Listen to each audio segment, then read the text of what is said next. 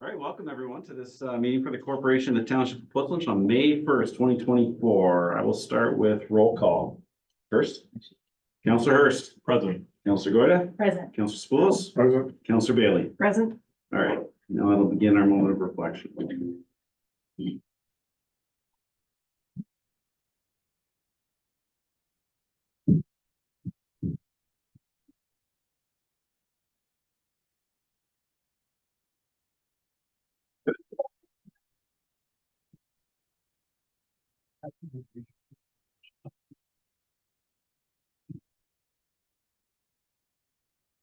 All right, that concludes our moment of reflection. Ms. Whitefox, you have a resolution for the confirmation of the agenda, please. That council approves the May 1st, 2024 agenda as circulated, and that council approves the additions to the agenda as follows. Consent item 6.1.6, questions received from council and the corresponding responses provided by staff. Consent item 6.20, response from the MNRF regarding the 2023 aggregate car reports.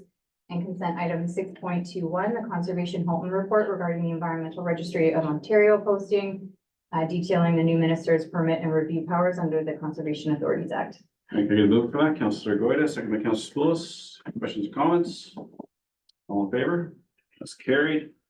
Any disclosure of pecuniary interest? Seeing none, we will move on to the Volunteer of the Year Award recipient. I'll ask Mr. Williams to come down to the hot seat, please.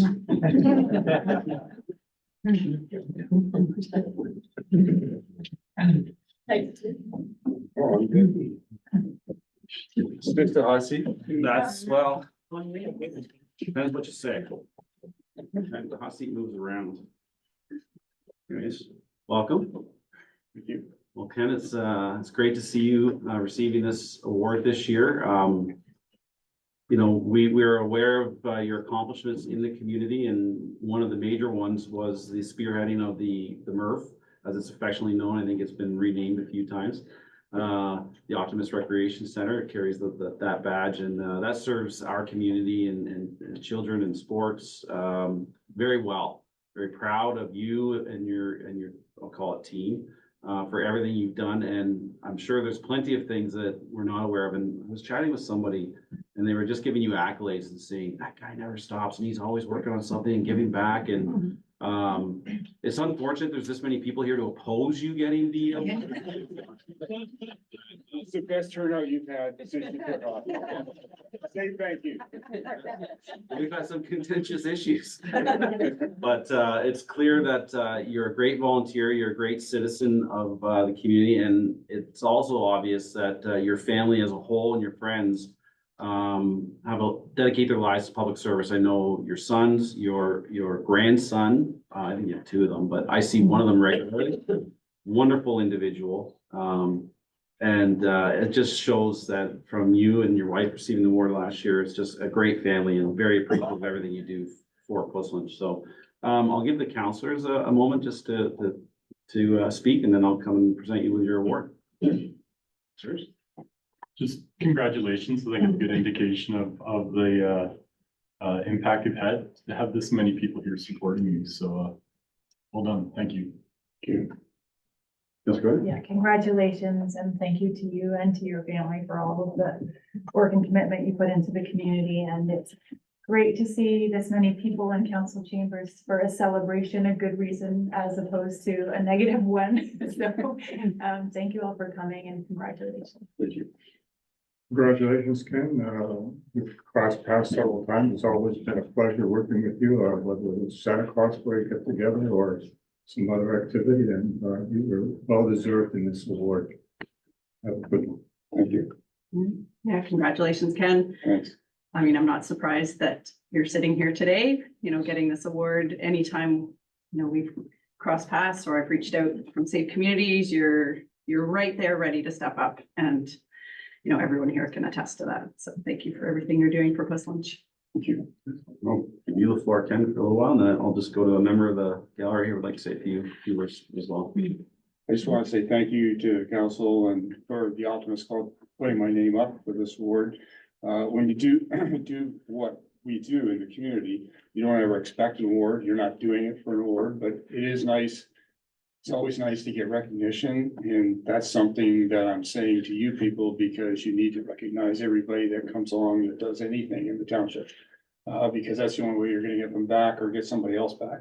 So it's, we enjoyed every minute of what we've done in the last 50 years and look forward to maybe not 50, but a few. So thank you very much for the award, and thanks to the Optimist Club for putting my name up. So, thanks. And I'll maybe just turn it over to Greg Allen for a few comments. Thank you. My name is Greg Allen, and I have the honor to be the president of the Optimist Club of Puslich. And thank you to the council and the mayor and the staff for recognizing one of our members for all the work they do, have done and continue to do. I've got a couple of words, really brief. Visionary, quiet, inspirational leader, doesn't understand the word no, humble, family man, are only a few words to describe Ken Williams. In 1976, the CN Tower was opened. Tim Hortons introduced Timbits. And for the Leaf fans, Daryl Sidler had a 10-point night. Ken and a few others that are here today had a vision that the township was changing and we needed something for the youth. They were visionary in chartering the Optimist Club of Puslich in 1976. Since then, Ken has spearheaded the transformation of our community. Everywhere we look, we see Ken's fingerprints. The community center, the Optimist Recreation Center, Family Day, Canada Day, Santa Claus Parade, and so much more. On my calculations, Ken is closing in on 8 years working hours dedicated to the betterment of this township. Endless hours of meetings, phone calls, planning, knocking on doors, inspiring people to ensure every last detail is covered, creating wonderful experiences for the youth, family, and all community members. Ken also received the Queen's Diamond Jubilee Award with the following wording. Each and every recipient reminds us of the importance of giving back to our community. We are fortunate to have so many people in our communities helping others. They volunteer their time, their talents to make our communities better, our province better, and our country better. And Ken Williams is a long, outstanding volunteer and leader with sports team and Optimist Club in Puslich. He's a driving force behind the community fundraising activities and so much, much more.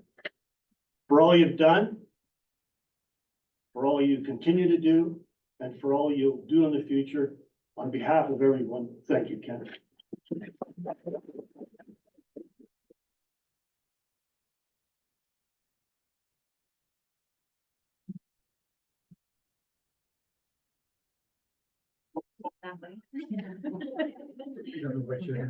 The 50% chance of getting it right.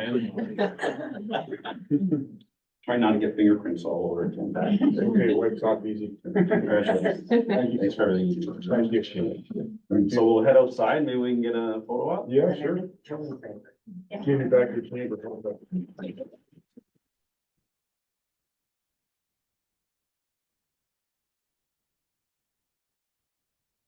Thank you everybody for coming this morning too and disturbing their meeting. Oh, it's great. Great point without anybody here. All right, welcome back, everyone. We'll go on to our next item on the agenda, and that's delegations, and we have the WFA representative, Mr. Knapp. Thank you, Mayor, and good morning, Council. I am, for those who don't remember from me last month, I am with Barclay Knapp. I am the president, or new president of the Wellington Federation of Agriculture. We are the main voice of agriculture in Wellington County.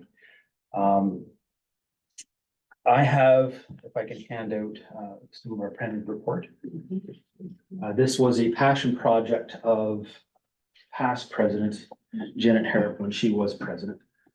So her name is on this as president, so it's a little while to get printed.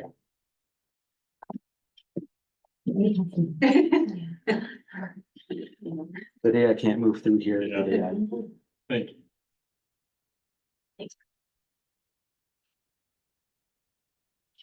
So I am told there is a video as well to go with this presentation. So would you like her to play the video first? Yes, please. This video was created by one of our board directors using AI. And it took, I think, I believe 4 minutes to put together. Oh, wow.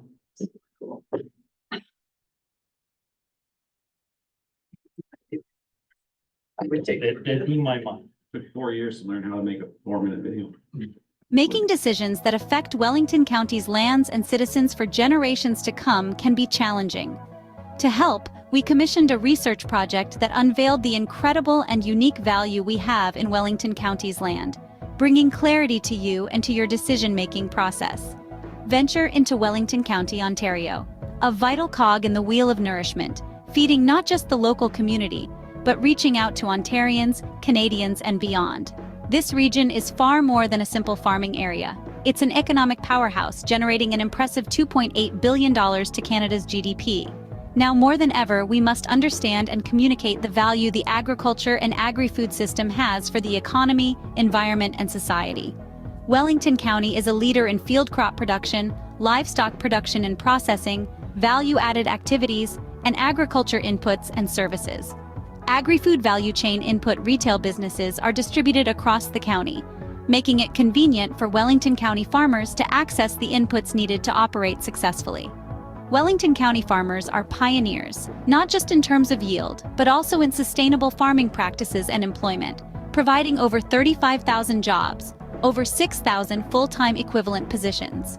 Embracing sustainable farming with open arms, Wellington County's farmers are constantly innovating with the goal of improving the soil, water, and increasing biodiversity. This vibrant region, which covers a mere 0.2% of Ontario's land base, and 3% of Ontario's total prime agricultural land, represents 5% of Ontario's agri-food industry's total contribution of $56 billion to Canada's GDP. This statistic is worth repeating. Wellington County geographically covers a mere 3% of Ontario's prime agricultural land, yet contributes 5% of the Ontario agri-food industry's contribution to Canada's GDP. This is a testament to the power of innovation, sustainable practices, and food production in Wellington County. Wellington County's agri-food industry contributes 35,943 jobs to the Canadian economy, nearly 2/3 of which are in the food manufacturing and retail portion of the value chain. This equates to $496 million in labor income within farm and upstream jobs. Wellington County's primary agriculture, meaning jobs directly on farms, supports a total of 12,260 jobs, 6,556 full-time equivalent employees. In 2021, Wellington County farms accounted for 5.8% of all of Ontario's farm cash receipts. For every dollar spent on local Wellington County agricultural products, $2.36 of activity is generated within Canada. Wellington County's agricultural sector generates a total of $79 million tax revenue for the provincial and federal government. Soil is a non-renewable resource. 81% of Wellington County's soils are Class 1 to 3. Wellington County is one of few areas in Canada with an abundant reserve of the highest quality soils for growing food. Now more than ever, we must understand and communicate the value the agriculture and agri-food system has for Wellington County's economy, environment, and society. As such, the Wellington Federation of Agriculture, WFA, commissioned this research project to examine one of these areas: the economic impact of the agriculture and agri-food system in the county and opportunities for further growth and development. Whether you are part of our local government or an interested citizen of our county, please talk about Wellington's agriculture. To find out more, scan the QR code to download the full Wellington County Agri-Food System Study. Farms, food, our future.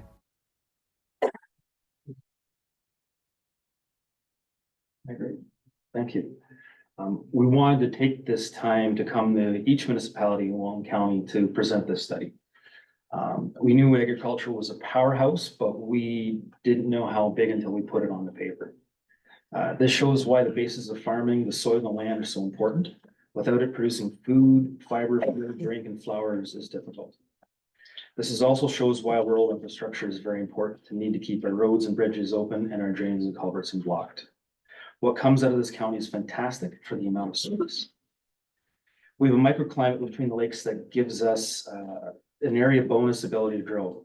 Wellington County being made up 81% of class 1 and 3 soils and very little rock formations from arable land is impressive.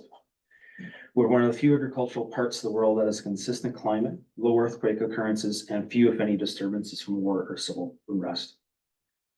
We're home to 4% of the soybean production in Ontario, 5% of its hay, 7% of winter wheat, 8% of barley, 6% of beef cattle, 7% of sheep and goats, 8% of hogs, 10% of poultry and eggs, and 12% of dairy cow and milk production. On top of that, Walton County farmers are innovators and leaders in adoption and improvement of agricultural practices. Some of the most important land in Ontario is already covered with buildings. And as the saying goes, you can see 1/2 to 1/3 of Canada's best farmland from the top of the CN Tower. With this, we hope we can further the understanding of the importance of farmland. And in Walton County, how we are an economic powerhouse for agriculture. Okay, thank you, Barclay. Councilor Hurst. Yeah, thank you for that. That's a lot to take in a short period of time. I do have a couple questions and these are maybe kind of coming at it from a different angle, but I think, you know, I very much view these type of reports as being a good resource for informed planning decisions moving forward, informed infrastructure decisions moving forward, both at the township level, but also at the county level. So I think, you know, when you start going down these type of reports, it's interesting to see the economic impact, but I think it also, I look at it as how does this kind of impact good planning decisions within the municipality? So I think that was maybe my one thought there. I'm curious how many other townships have you given this presentation to yet, and or the county, and what their reaction was? The county was presented to by Janet, I believe, a month and a half ago. Janet presented and I watched her on Monday to Center Wellington. Next week we'll be in Minto, and a week after that, I believe, is Center Wellington, Erin, and then Wolfer and Massa, and then the North Wellington Township. So we're trying to get there whenever we can get on their schedules. That's good, and I'm glad to hear that, because I think this is really important information to share. Just my last two questions.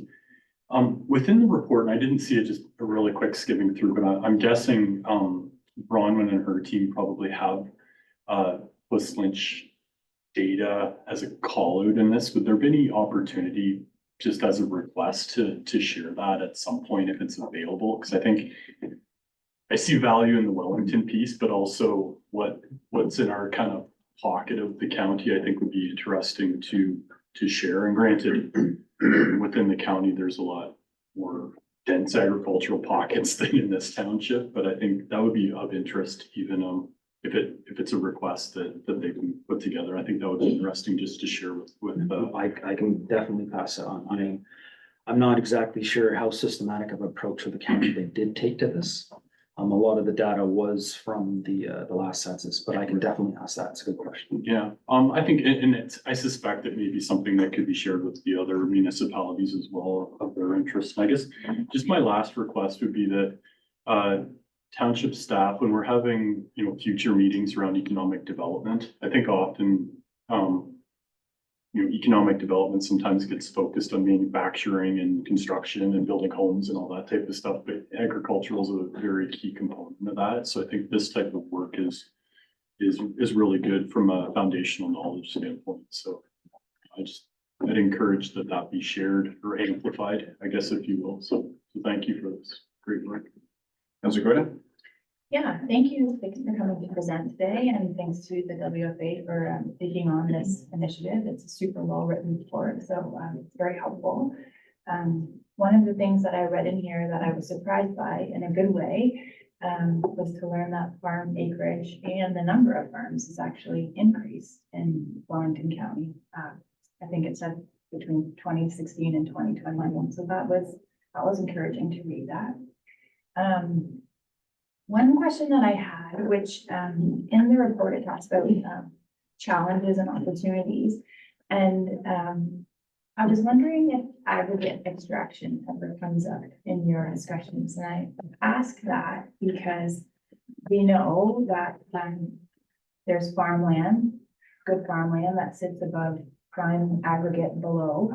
And that's something that we talk about and think about here, and I'm wondering if, as a challenge, that's ever on the sort of discussion table at your meetings as well. With most of our board being from the north end of the county, that's not always on top of mind. That is something I do bring forward a lot, giving the Puslinch perspective. And that's something that I think we carry with our deposit here from the glaciers of aggregate. We carry that as our burden in Puslinch. With the amount of development that's supposed to happen by 2051, that puts a lot of focus on us, and that does scare me. So that is a very good question, yes. But it's also, unfortunately, what your perspective is, and that's perspective that I bring from Puslinch to our board meetings. Just something to. No, it's a very good comment. And then the other thing was, I was wondering with staff, the page that was in our agenda, this page, I believe, which also has the QR code for the report. Is that something that we could put on our website? Is there a spot on there somewhere? So that the community can see it as well? Certainly, staff can look at that and we can focus it on our website, and maybe if we can direct to WFA's website as well, it would be a good place to make that connection. That would be great. Okay, thank you. Councilor Exposed? Yes, thank you for sharing this report. It's a very eye-opening. The question I've got is, do you have a understanding of how much agricultural land is being lost every year in Wellington County because of whatever the case may be, developments, housing, whatever?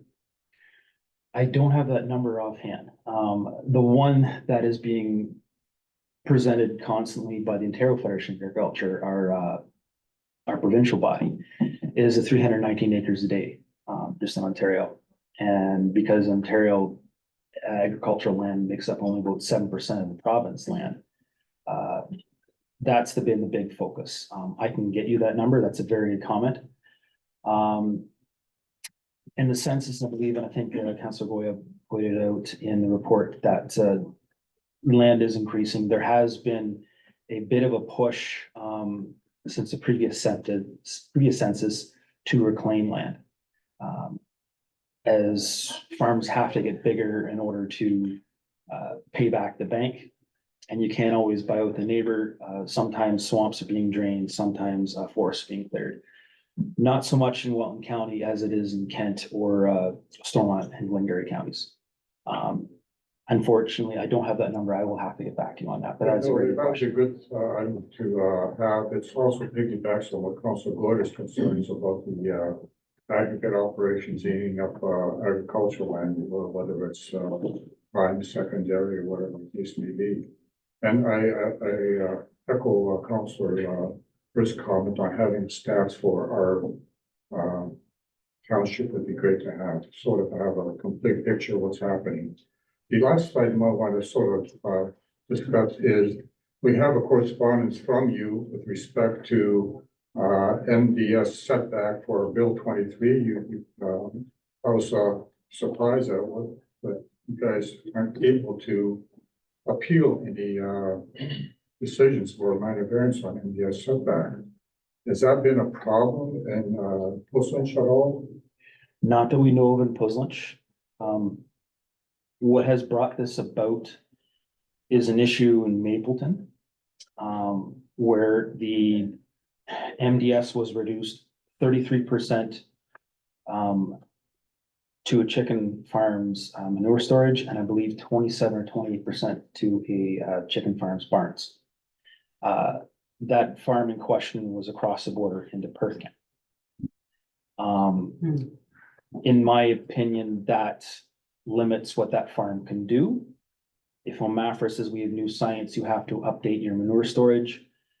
I believe it's Perth East or Perth North Township would not be able to allow them to do that. So in my opinion, that would devalue the farm, thereby devaluing ultimately the taxes.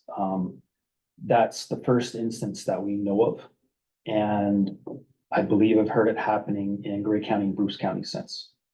It's also something we should keep our eyes on. Certainly, I'm on the PDAC committee and we do have minor variances come through, but usually the opportunity is there for a farm enterprise to object to it, and so far I haven't had any objections from the farm enterprises. That's important to make sure that our agriculture base stays whole. Good, thank you. Councilor Bailey? Thank you. Thanks for coming today. I'm just trying to take a kind of stepping back, looking at the presentation, the study that's been done, all the work you're going to put into, you know, circling all Wellington County, how big it is, and come along and share this information. What ultimately, you know, can be done with this? What would you hope that sharing all this information would then transpire into? Because it's easy to go, well, here's a really nice thing. Now I'm going to tuck it into my shelf and away we go. I mean, we talked about it being incorporated into some planning, and I think that's ultimately, where you'd like to see it. But what do we do with it now? What would you like to see? Are you sharing it with the Ontario Federation? Are you sharing it with the Halton, Federation? How big is this knowledge going to be shared? This study specifically is just for Wellington County. We are hoping that the other county federations will get on board and try to do their own studies as well. Wellington County Federation, we seem to be a little more progressive than some of the other counties. We also are a little too willing to take on more tasks than we should. We bite off sometimes more than we have enough board members for. One thing that was brought up to go back to your question, that was brought up at Senator Walton's council meeting on Monday, was the request by one of the councilors for staff to reference this and council to reference this for the future anytime there is something for planning or something for land use. We would like to keep this front of mind. What you do with it, if it's just going to be, something you put on your, hold up your monitor a little higher, that's up to you. All we can do is try and present it and educate and hope for the best. So maybe a follow-up to staff. I know we're going to be working on our strategic plan coming forward. Maybe this is something we can kind of earmark to include into the conversations that come up. Like, you mentioned a whole bunch like biodiversity and soil sustainability and, there's a lot of big stuff in here. Just out of curiosity, was it all funded through just the Wellington Agricultural Society, or was there funding for this project? I believe this one was, we've done 2 studies. We'll probably be later this summer back with another presentation. Like I said, we do a lot. This study, I believe, was with some money that we had left over due to less expenses we had because of COVID. So, and there was another study we did for zoning bylaws in Wellington County. We got funding from the Ontario Federation of Agriculture. That's a study I'll be presenting next week, I think, to the County Planning Committee. And then just a local question or suggestion, but I think any of the local agricultural societies might really be interested in, in the study and being shared this. I don't know if you have connections to the local groups, but they may love to see the video. We're hoping to build on this more as we get going. After seeing what's coming out of Wilmot Township, it has been my suggestion, and I have not been able to suggest this to our board since then, our board meetings next week, is that we also reach out to the different chambers of commerce. Let them know that there is economics, what you're looking at, that land of corn or wheat stubble, that land makes money, that land takes carbon out of the air. More we can educate, the more hopefully we can get people on the same page. But I will bring that back to my board. Thanks. Thanks for presenting today, Barclay. It's whoever. University of Guelph has its roots in agriculture and they've expanded into different disciplines. I'd really appreciate if the WFA would engage the university to formally protect the farmland they own in Whistler. You're highlighting concerns for loss. They purchased farmland on concession 2 and turned it into an aggregate operation, and I'm not sure how they ended up with the property across the street, whether they purchased it. It's in the hundreds of acres that was taken out of production and as a university based in agriculture, that's very disappointing. So they have 300, 200 acres still remaining in Busselton. And we very much so are looking for a commitment formally and would appreciate your support. So I feel it would be great if you could engage them to try to protect that farmland. Now, it may not be, not quite familiar with my classes. I know 1 to 5 are I think the prime ones. It's still productive farmland, but it's a little hilly, but it's still quite farmable. Here in Whistler, we're generally designated secondary ag, and with the aggregate in the ground, we're going to see development. I'd like to know at some point, what's the worst development? A home on it, or dug up in truck to Toronto? So for us in our little bubble, we may have to support some development on that secondary ag, because we're gonna get development regardless, and we want the lesser of two evils, if I categorize them as that. So I think you have to be a little flexible when we're looking at growth, because all growth generally, unless intensification happens on farmland. And down here, if that growth protects us from turning into a waffle, then maybe it's worth accepting. So just food for thought. I like that you use the word burden for having aggregate in the ground. I had a meeting with the OSSGA, and the director stated, you're fortunate to have aggregate in the ground. And I said exactly what you said. I look at it as a burden. They see it as fortunate because it's close to market. It just is what it is. So I see that we're aligned on that thinking. Farmland loss, we're likely to see that, like, percentage wise go up. Center Wellington is expanding. Now, it was probably going to be much worse with when MMH, Municipal Affairs, Ministry of Municipal Affairs and Housing, dictated the official plan amendments to the county, and they added land in Rockwood and kind of all over the place. That was all farmland. They've now retracted that, but there's still urban expansions on the horizon, which will ultimately take some farmland out of production. I know Senator Wellington is very interested in intensification. I know at the county level, the planning committee is very protective of the prime agricultural lands. So that's a good thing. But even with Whistler, the stated being secondary ag, we are going to see some, where it's appropriate, hopefully where it's appropriate, some growth on these farmlands, but. And my last comment would be the MDS. I took a quick, that wasn't quick, but a moderate read through the most recent provincial policy statement that's posted on the ERO.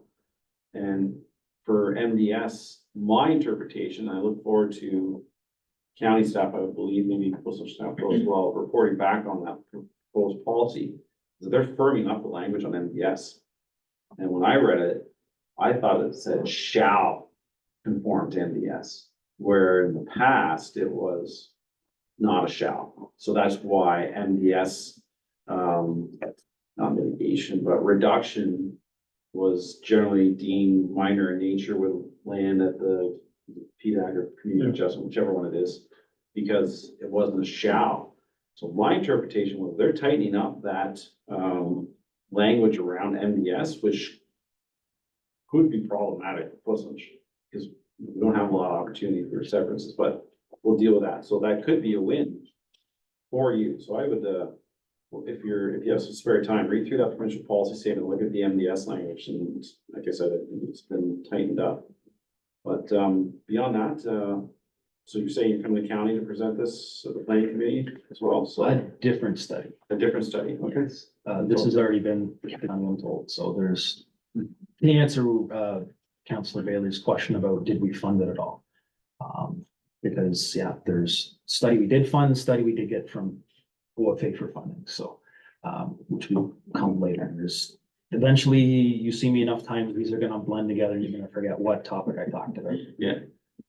Back to, we need a partner. Now, I know you're WFA, you're not PFA, you're not the Pilsen Agricultural Society, you know, but we need this advocacy at the provincial level as well. In the green belt, which is, I don't know, over 50% green belt, Pilsen, somewhere around there. In layman's terms, the only thing you can do is dig it up and truck it to Toronto and leave a hole.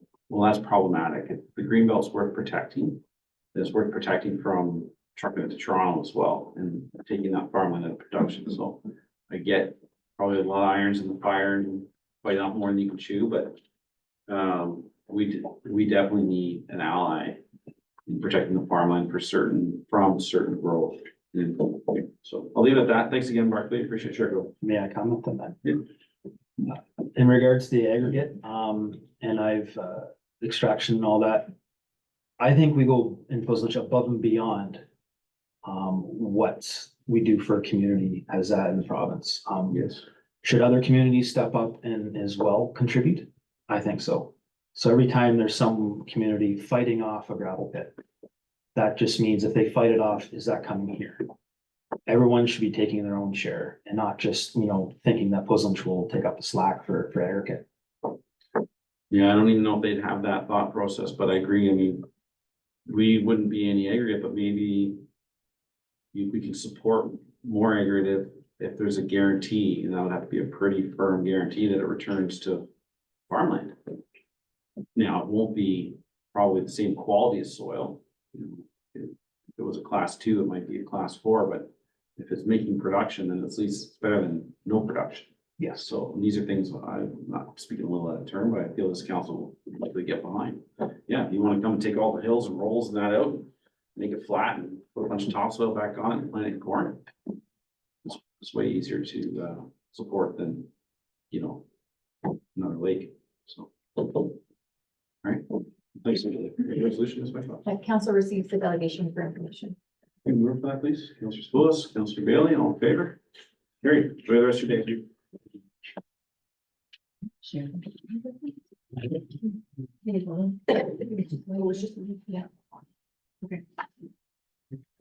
All right, I believe Mr. Silva is coming in.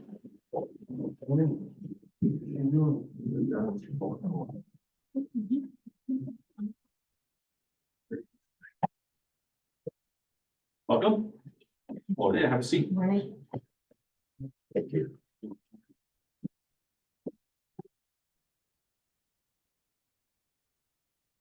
Whenever you're ready, maybe a quick introduction from each of you, and then you can present. Okay. Well, good morning, and thank you very much, Mayor, Council, staff, giving us this opportunity to explain our situation. I'm Melinda De Silva from 6536 Gore Road, and this is Scott Bartels from 6596 Gore Road, Bushland. We are here along with some of our family members and other concerned neighbors who reside in the vicinity of the gun range, supporting us this morning in person or via video. Residents who share the same concerns and are facing the same noise issues as us due to the operations at the Gulf Sportsman's Club, situated at 6542, 6584 Gore Road. Some of the residents who boarded the gun club have resided in Pushland for over 40 years, while others are more recent members of Pushland and our neighborhood. From our many conversations, we are facing the same health damaging noise issue from this very large and ever-growing gun range.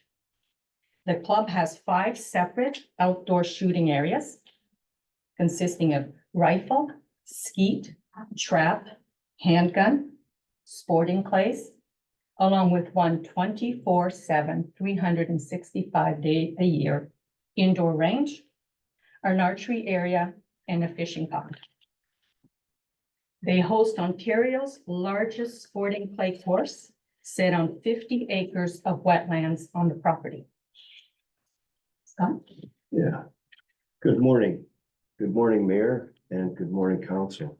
Nice to be here this morning. I wish this was as upbeat as the previous things that were presented today, but this is a very emotional issue for myself, but I will stick to the script here.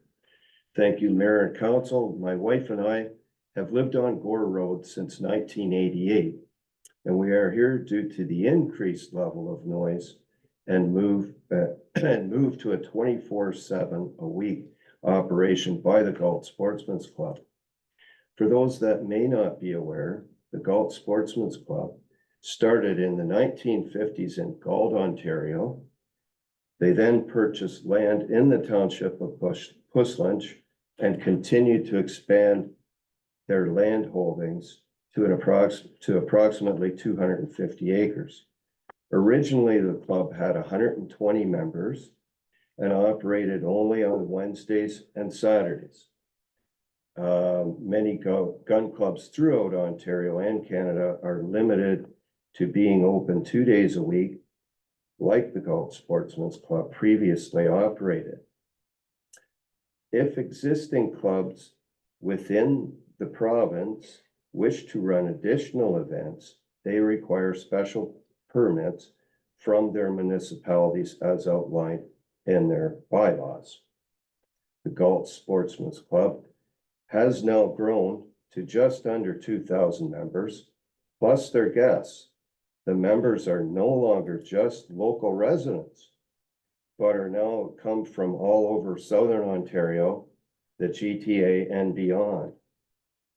Last year, they held 34 special events in addition to the 7-day-a-week schedule. We are receiving noise levels at our property well over the allowable provincial guidelines as per NPC 300 document. I have made many attempts in the past, however, not recently, but it's been an ongoing issue for years and years, to address this excessive noise issue to no avail. The noise levels have become so extreme that we are not able to have reasonable enjoyment of our properties. For example, all summer we are unable to utilize our backyards and are forced to keep our windows closed and indoors. In speaking with my many neighbors who also reside near the gun club, I have yet to find one person who does not share the same concerns. I have also reached out to a former neighbor who resided in Puslinch with his family for many years. They love their property, but due to the constant barrage of impact noise from the gun club, they were forced to sell their property due to health reasons. The noise pollution from the gun club affected his mental and physical health. And to this day, he avoids coming past the gun club on and his previous residence, as it causes him much anxiety. And that's fine for now.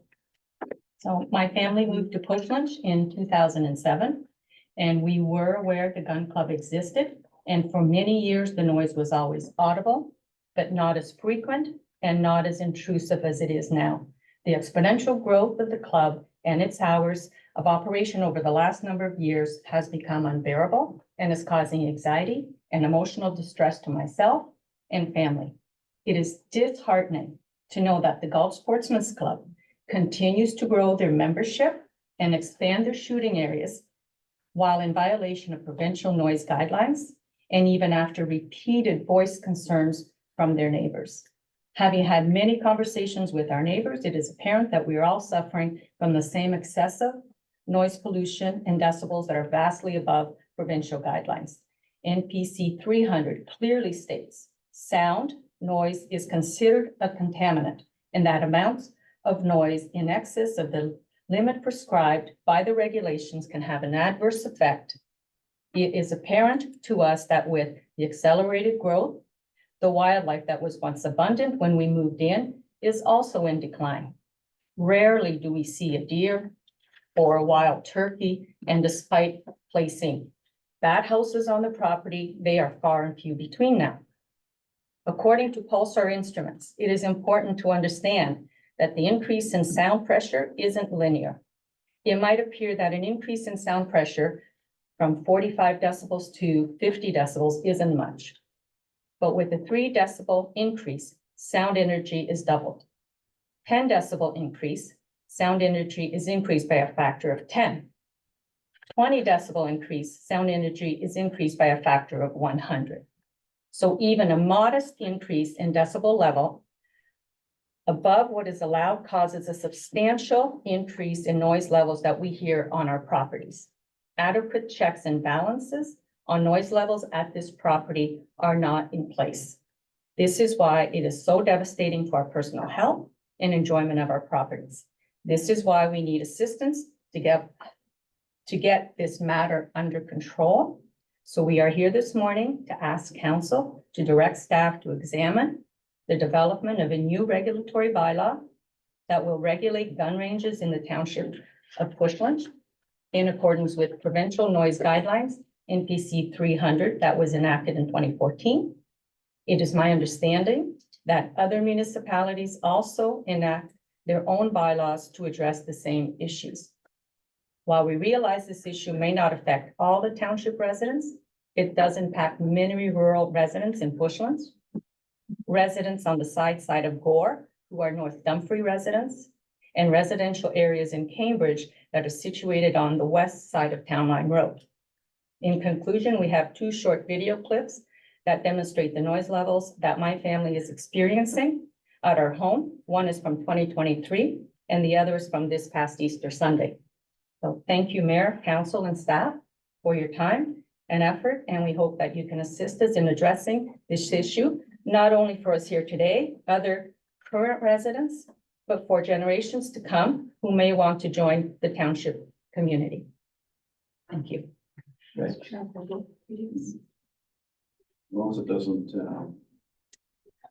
provide any confidential information. Both videos through Mr. Chair were taken by Mr. Silva, so she's provided them to us. Yes, they were in our backyard. You don't state your address, your name. That's all I was It's worried about. okay. Yep, we're good. Curious. They're not quite as good as the previous gentleman had, but.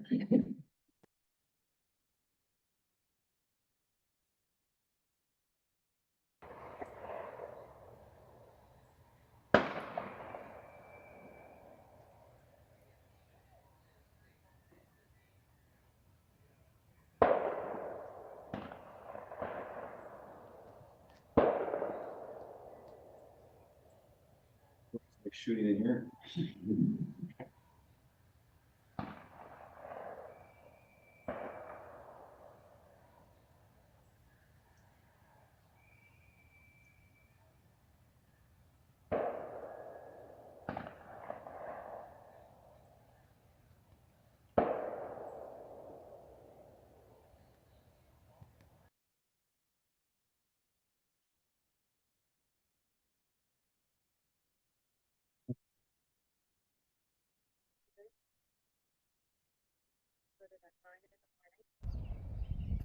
So you can see that we're just outside here.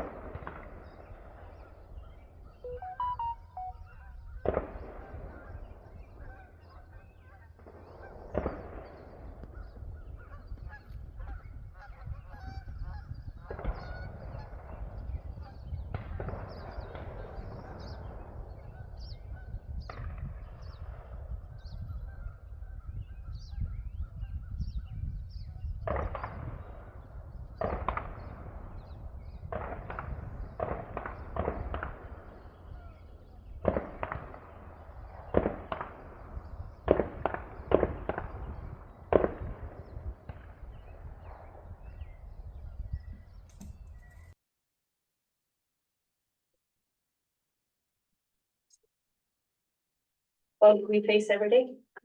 It's every day, that's.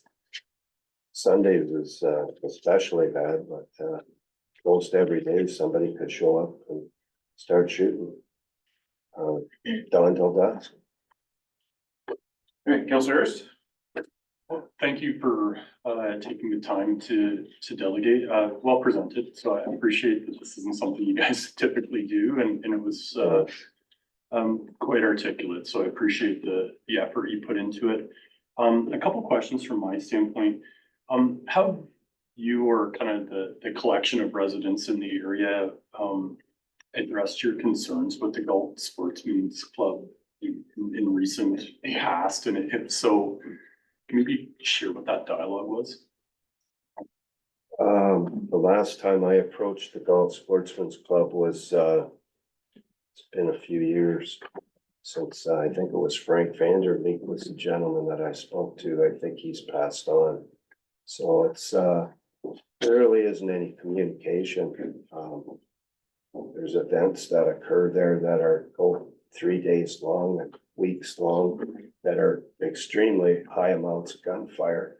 And the gun club never gives a warning to the neighbors that, you know, this is coming or. Yeah, it's just, I guess I'm callous to it to some degree. Do you have anything to? Yes, I actually have reached out to them many times. And I finally asked for a meeting with the board of directors and to attend one of their meetings.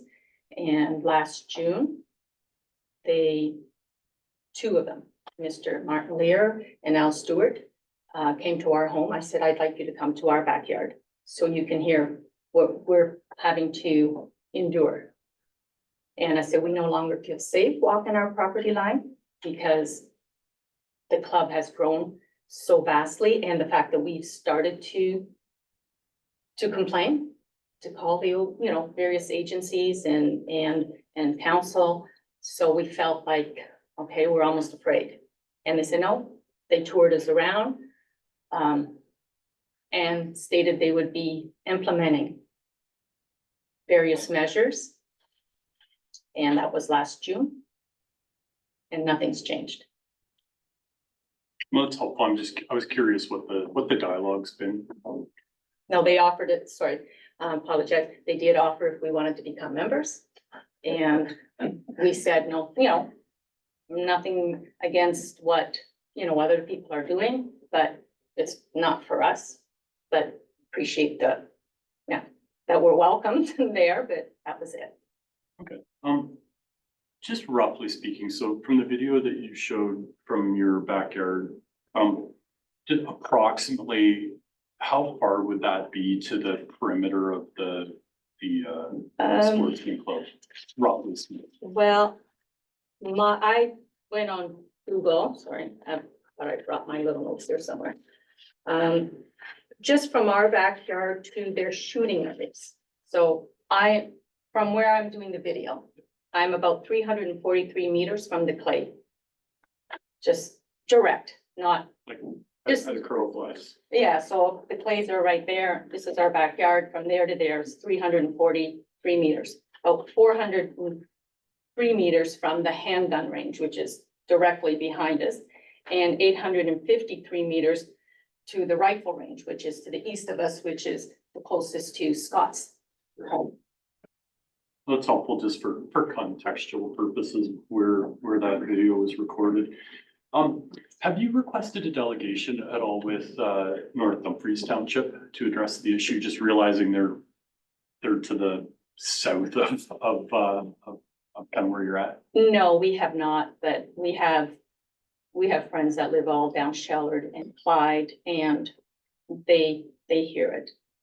Just not as intrusive as obviously the properties that border the gun club, but it's a Gore Road on the south side are residents of North Dumfries, and Scott's neighbor, you've spoken to him just recently, same thing. They hear it just as loud.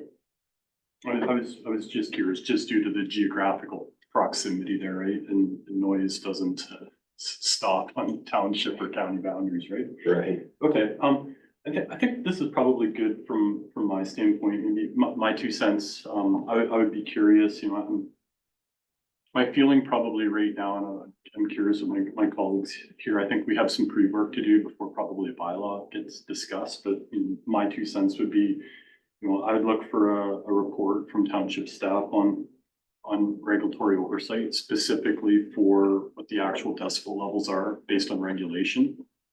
And hours of operation, because I guess what I heard from you, and again, I'm not an expert in this space, but what once was is no longer hours of operation. So I think that's something I think we need to get a degree of clarity on of what the regulatory obligation is. So I'd look for a report from staff on that, as well as potential enforcement options. And I'm sensitive that, moving forward, we need to have something that's reasonable for residents, but also very much the mindset, not to shut down operations for the Galt Sportsman's Club. And I guess my last comment here would be, I'd like to request a delegation from the Galt Sportsman's Club. I'd like to hear about their operations, what they're doing, potential noise mitigation procedures that either are planned or could be implemented. So again, I think, these type of issues can be contentious, and I'd like to hear from both parties, but very much committed to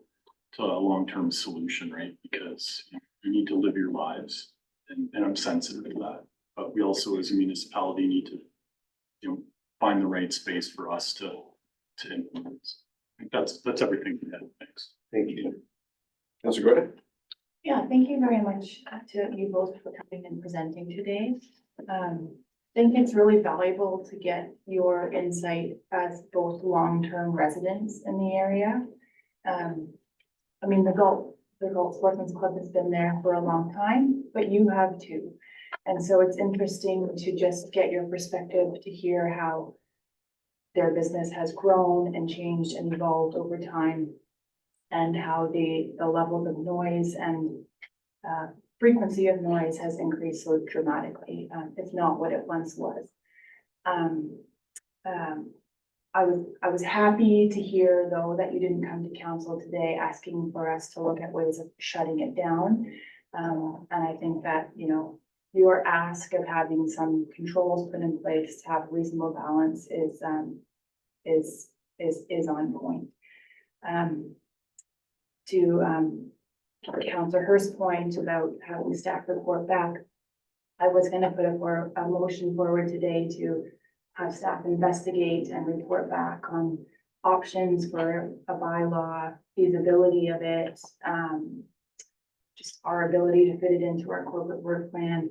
That being said, I know Councillor Sapoulis has also done quite a lot of work researching other bylaws in other municipalities. So I think I will leave it to him to present that. But again, thank you for your presentation today. Thank you. Thank you.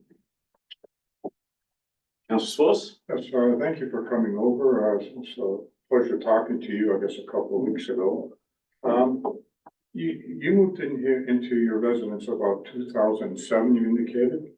At that time, would you have a knowledge of what they had in terms of membership, how many days a week they were using the range, and how many ranges they had? Unfortunately, no, it was not an issue for us. I don't know how many members they had at that time in 2007. You could hear it. It was usually Wednesdays, and by then it was Saturdays and Sundays. But we could continue on our lives. We didn't have to make plans to only have guests over a certain time, so that it was not the same. The level of noise was audible, but I said not intrusive where I heard it inside my own home. When you're in the shower and you got your windows closed and you can still hear the gunshots, that's not right. In terms of the gun club doing something like putting up berms, that sort of thing, are you aware of them taking any proactive action to try to limit the noise levels? What they told us in June was that the GRCA would now not allow them to put up berms, but yet they could truck in fill and other things to create more paths for, I'm assuming it's the clay, whatever they shoot there in the bush. So they said no to us, and they have been asked in the past to, you know, to move dirt that they've moved elsewhere by the GRCA. And they have cut down a lot of trees, because I begged them, called them, please don't cut those down. Why are you cutting those down? And they just cut them. So I know they're not, they haven't made an effort to protect the residents from the noise. Thank you. Can I make a comment on that? No, actually, sorry. I'm sorry. Mr. Mayor, after if there's questions, I have a motion to. Councilor Bailey? Thank you. Yeah, thank you for coming today. I can tell it's an emotional thing to be talking about and it's taken a toll. I guess after we spoke, there were some, questions that came up for me was things like what does the municipality have the ability to regulate? What is regulated federally? What is, just trying to get an understanding of who is in charge of what and what has been done and what mitigation has or has not happened. So these are some questions, getting back to Councillor Hurst, it would be really great to be able to talk to the Sportsman Club and just find out what changes have been happening since the 2014, when you started to notice a lot more of or later, sorry, I wrote down a date, but 2014, new sound rules came in place. So are things being followed since that 2014?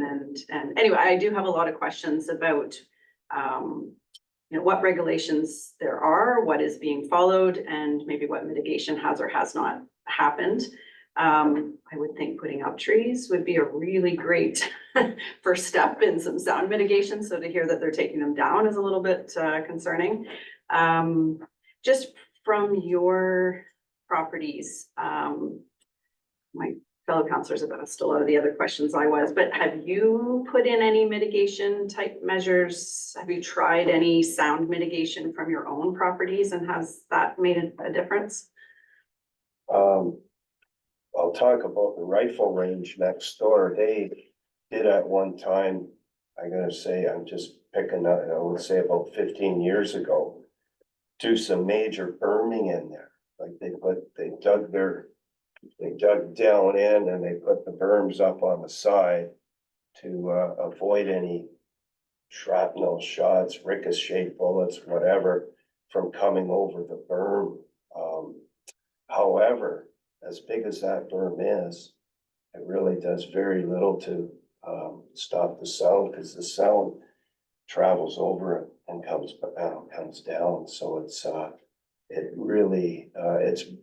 the berms were primarily for safety reasons, to keep the projectiles from, going further back. That was the primary reason there. So, yeah, noise levels are. So it didn't impact the noise. It really didn't. With a No. We actually, my husband planted about 30 cedar trees, but they take a long time to grow. And the fact that the gun club range sits up higher than our property is, then there's. So it's actually, the noise level upstairs in our bedroom is actually higher than downstairs, because it's shooting, they're shooting at a higher level than our backyard. Does that make sense? The elevation is different. So we've tried, but unfortunately, we don't have a lot of space between our property line and where their laneway is, and it's asphalt. And then there's the pond that literally sits on both properties. So we really don't have anywhere to plant. And because we sit that much lower, it would take years and years to ever have a tree grow high enough to be effective. Noise travels over water really well. Yes. So that would be another thing to consider. Yeah, I don't think I have any other questions at this point. I'm curious to hear Councillor Sepoulus's motion, and I'll leave it there. your presentation. Just don't lose my thought. So, just for clarity, I mean, you're not asking for there to be no noise, just to be compliant with certain decibel reading that's prescribed either, and I've heard different numbers, 70 and some municipalities have gone to 60, this type of thing, but you're looking for a prescribed amount of reduction to a certain standard, not a no noise, because I think the only way we'd have no noise is they close the doors and leave, right? Or move indoor. Hmm? Or move indoor. Or move indoor.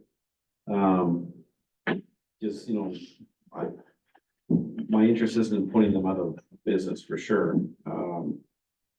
You know, say, let's use Agri as an example. You know, if this place doesn't continue to operate, then very attractive, likely to an Agri operation, 200 acres. It's right near the creek. Generally, we see our Agri near Mill Creek. I mean, so we gotta be careful in that sense. I'm supportive of developing a bylaw to regulate the gun club. I don't feel we need to get costing on that, because the costing of developing the bylaw isn't part of the equation for me. So I would support council if they were willing to just give staff direction to go work with the gun club yourselves, develop a bylaw. To be transparent, I met with, it was actually coincidental, I didn't do it on purpose, I met with them yesterday. And just wanted to get their perspective on, you know, their operations and, from my perspective, they want to work with us. But let's make sure that translates into true actions. Right, so, words are words, but let's get some true actions. One thing I would ask in developing the bylaw, consideration for notifying of neighbors if there is a special event, as you mentioned, you know, all of a sudden foreign people show up and start blasting stuff and you plan a birthday party or an anniversary or something, that would be very nice, right? So having those notifications will give you the ability to plan your special events around maybe a big meet.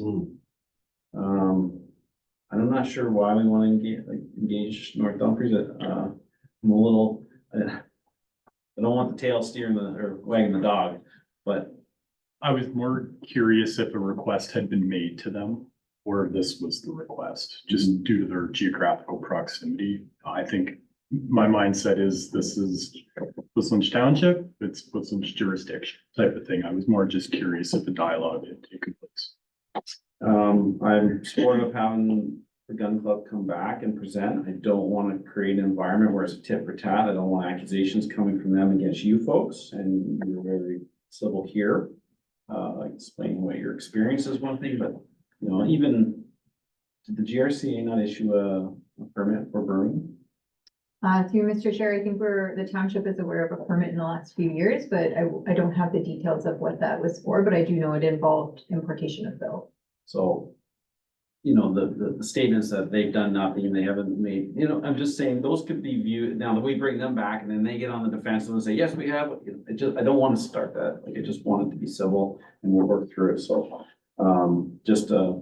if Galt is coming, I want them to be aware that this is not an opportunity for them to rebut statements by the folks that delegated. We're looking for information on their operations, what's changed, how you can help mitigate, and that we're going to be developing a bylaw, and we want them to work with us, not argument back and forth. Is it possible to develop, so in the bylaw, I would look at consideration of adopting a policy where we do not permit any new gun clubs. We're getting too populated. We don't have the space between receptors. We don't need another one of these things on the other side of the township. We have the one, let's manage the one we have. That's it. And also, I don't know if it's already in place, but is it possible to put a special policy area in place that the township's default positions, I'm a proponent for severances. It builds wealth for families that you maybe have a big home and then you want to go to a smaller home and your kids have your big home if you have kids. So I'm a proponent for helping families do that. But I'd like some consideration on whether we can develop a special policy area around this club that what's there is there, and that's it. Because maybe people moving in are not made aware by the new phone number, right? So as long as the club's there, I don't feel we need more development in that area, because it's clear, it's tough. So those are my thoughts. I don't think you need to, whatever you bring back, of course, fine, and you had a motion. Yes, I do. Do you want to receive these people first or? Oh, sure, I guess, yeah, that's the formality, we should receive you, you can go back in the gallery, and then we'll talk about it, so. So it's to receive the delegation for information. Okay, mover, please. Councilor Spillis, seconded by Councilor Hurst, all in favor? Appreciate your delegation. Thanks. All right, Councilor Spillis, you have the floor. Yes, Courtney, you have a screen share that? You gonna make her read that whole thing? or something? Yes. I'll give a little bit of description of which president.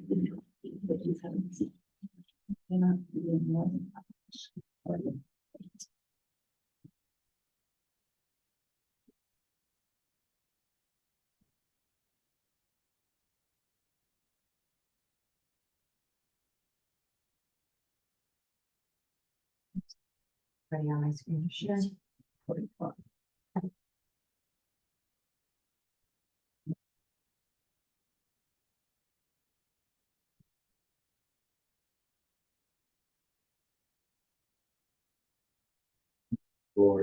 Yeah, I'll zoom it right there. Is that all right? Sure. Okay, so I put a several whereases in here to sort of lay the groundwork for the final recommendation. So first, whereas it deals with the municipal act, it basically says that it allows the municipality to prohibit and regulate with respect to noise, vibration, odor, dust, and outdoor illumination, including indoor lighting that can be seen outdoors. And prohibit the matters described in clause A unless a permit is obtained from the municipality for those matters or may impose conditions for obtaining, continuing to hold and reviewing the permit, including requiring the submission of plans.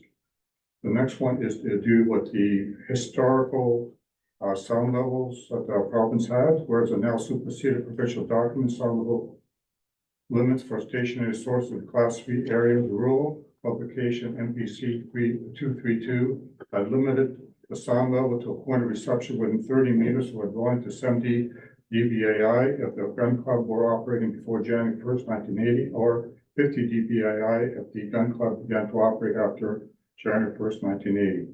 Now that was superseded by this document. Now the reason I put the second one in there, knowing that the gun club may say, look, some parts of our operation have been in existence prior to the NPC 300 coming to play, but other parts obviously came in after. So next was dealing with the NPC 300, whereas a provincial document, environmental noise guidelines, stationary and transportation sources, approval of and planning publication NPC 300 under table D4, exclusion limits, values for impulse sound level, LLM, dBi, plane of window, noise central space to day-night indicates that day-night values ranging from 450 to 60-55, depending on the last classifications for more than 9 impulses in an hour. So impulse will be a single shot, for instance. So this gives you a effect of the noise levels at the NPC 300 itself. And then next to our other municipalities have done certain things to limit the noise from shooting ranges. Whereas the township of Clarendon has indicated as far as noise bylaw, maximum sound level at point of reception caused by firearm noise from a shooting range in existence prior to 1980 to 70 dBi and after 1980 to 50 dBi. And whereas the township of Uxbridge has enacted a shooting range bylaw limiting maximum sound range to 60 dBi at the point of reception caused by firearm noise from any existing shooting range and 45 dBi for any clubs.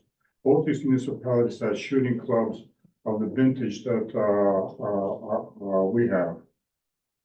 And the next thing is, whereas in the City of Sportsman Golf Club, whereas residents in the city of the Sportsman Golf Club have advised that shooting sound emanating from their club shooting ranges is disturbing excessive.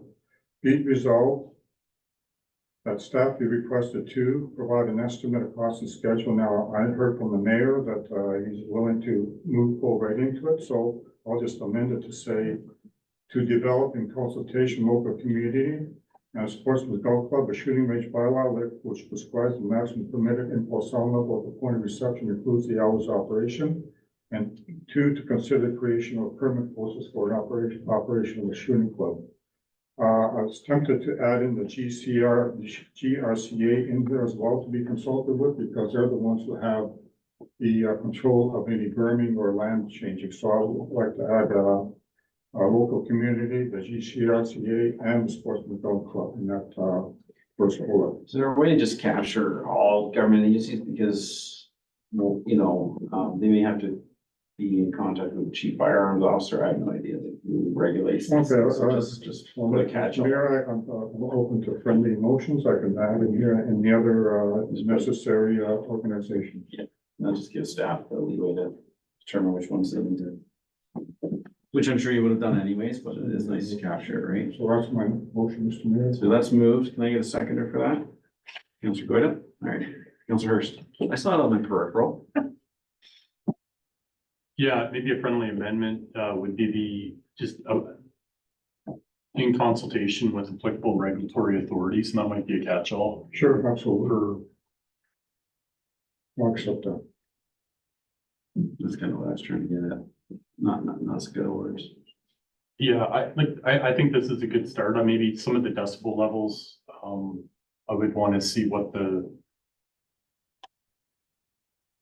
regulation that references those specifically. I don't disagree with them. I don't have the background to say that's the correct one or the not correct one, but I'd maybe leave that to staff just to verify or do the background research. But I think in essence, it seems workable.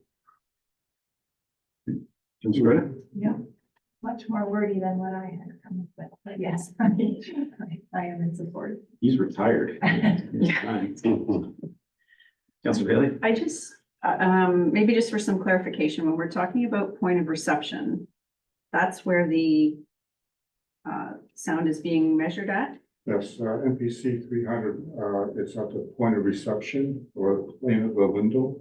Okay, so it'll depend on distance traveled. Well, it depends where they are. They're in the backyard, that's the point of Okay, good. reception. Yeah. Or if they're in the house, it's at the pane of the window. Okay. But the regulation will likely stipulate where that point of reception needs to be measured. So Yeah. it may say the property line of the golf club, or it may say per For 30 roof. meters. I don't know what Yeah. that is, but I'm assuming there's going to be something stated, and this is where you have to measure it, and then it's a consistent measure. If you're applying NPC 300, it pretty well states where it should be measured. Yeah. Or are you using it as a guideline, I should say. Okay. Well, just because we heard that sort Yep. of sound travels, it amplifies, and especially if you're having it over water. So I just want to make sure that's being captured in what we're considering in Quisling. Well, I feel we should leave with staff and make sure they use the standard. If you don't want to start ad hocing our own. Yeah, no, I just wasn't sure that was going to be covered.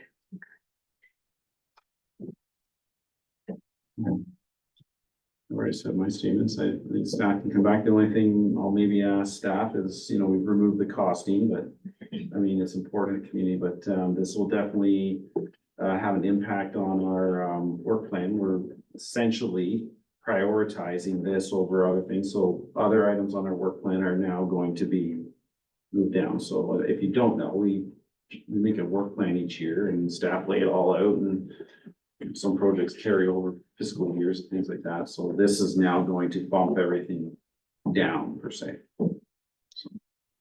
Can I just ask a question about that? Sure.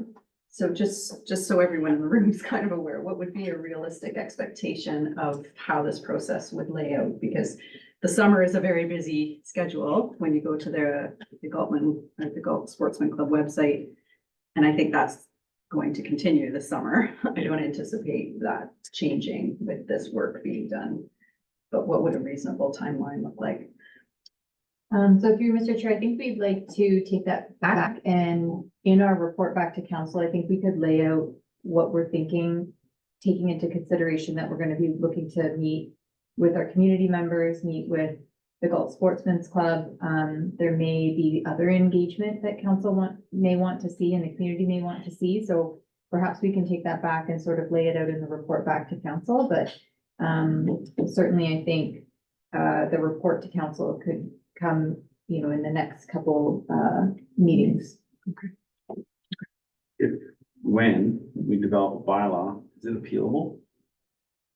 So through Mr. Chair, it's not appealable in the same way as a planning act bylaw, but there are provisions under the Municipal Act where if somebody feels that a bylaw is not legal or is inappropriate in some way or doesn't adhere to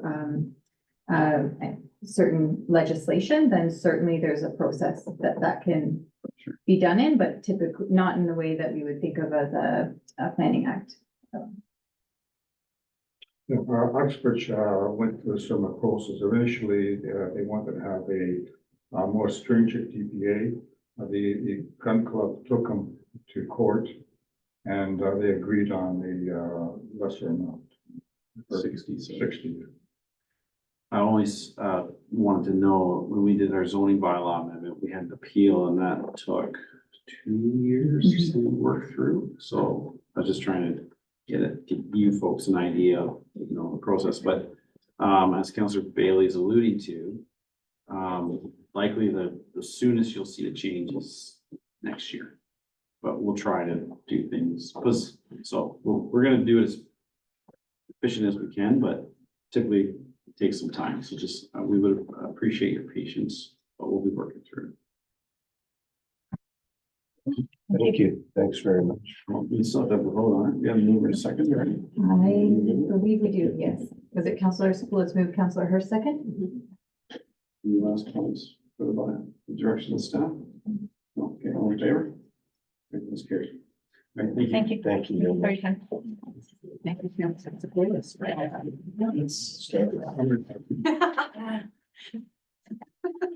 So we're good for, like you to have our break at, noon, so we'll just start until then. Good job. I'm gonna grab some. All right, so next up is our consent agenda item. Let's start. All good.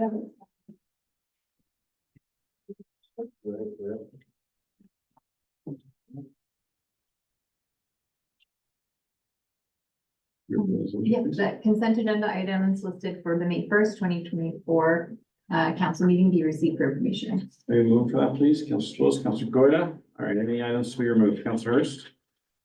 No, I'm good, thanks. All right, Councillor Goida? No, I think I'm good. Spillis? That's 6.11, 6.10, and 6.17. All right, Councillor Bailey? We'll just staff for how this would go. The two that I would want to pull is actually going to correlate to the correspondence item 10.4. I don't know, do we pull those for discussion later?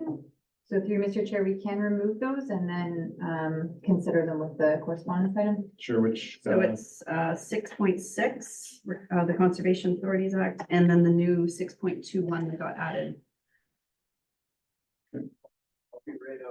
All right, so receive the remainder of those for information.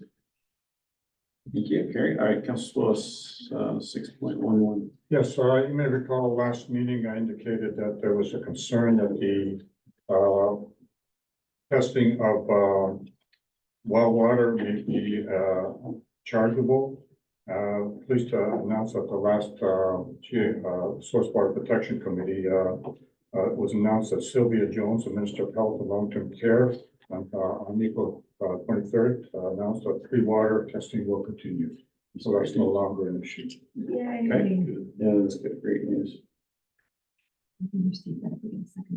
So Councillor Spillis, Councillor Bailey, all in favor to receive that? It's carried. 6.10. Yes, this is a letter from the Historical Society letter, outlining what they've done, and I think they do a great job. I'd like to suggest that we send a letter of appreciation to them for all the work they've done and all the dedication. I think that can happen, eh, Courtney? Right? Any questions for that or comments?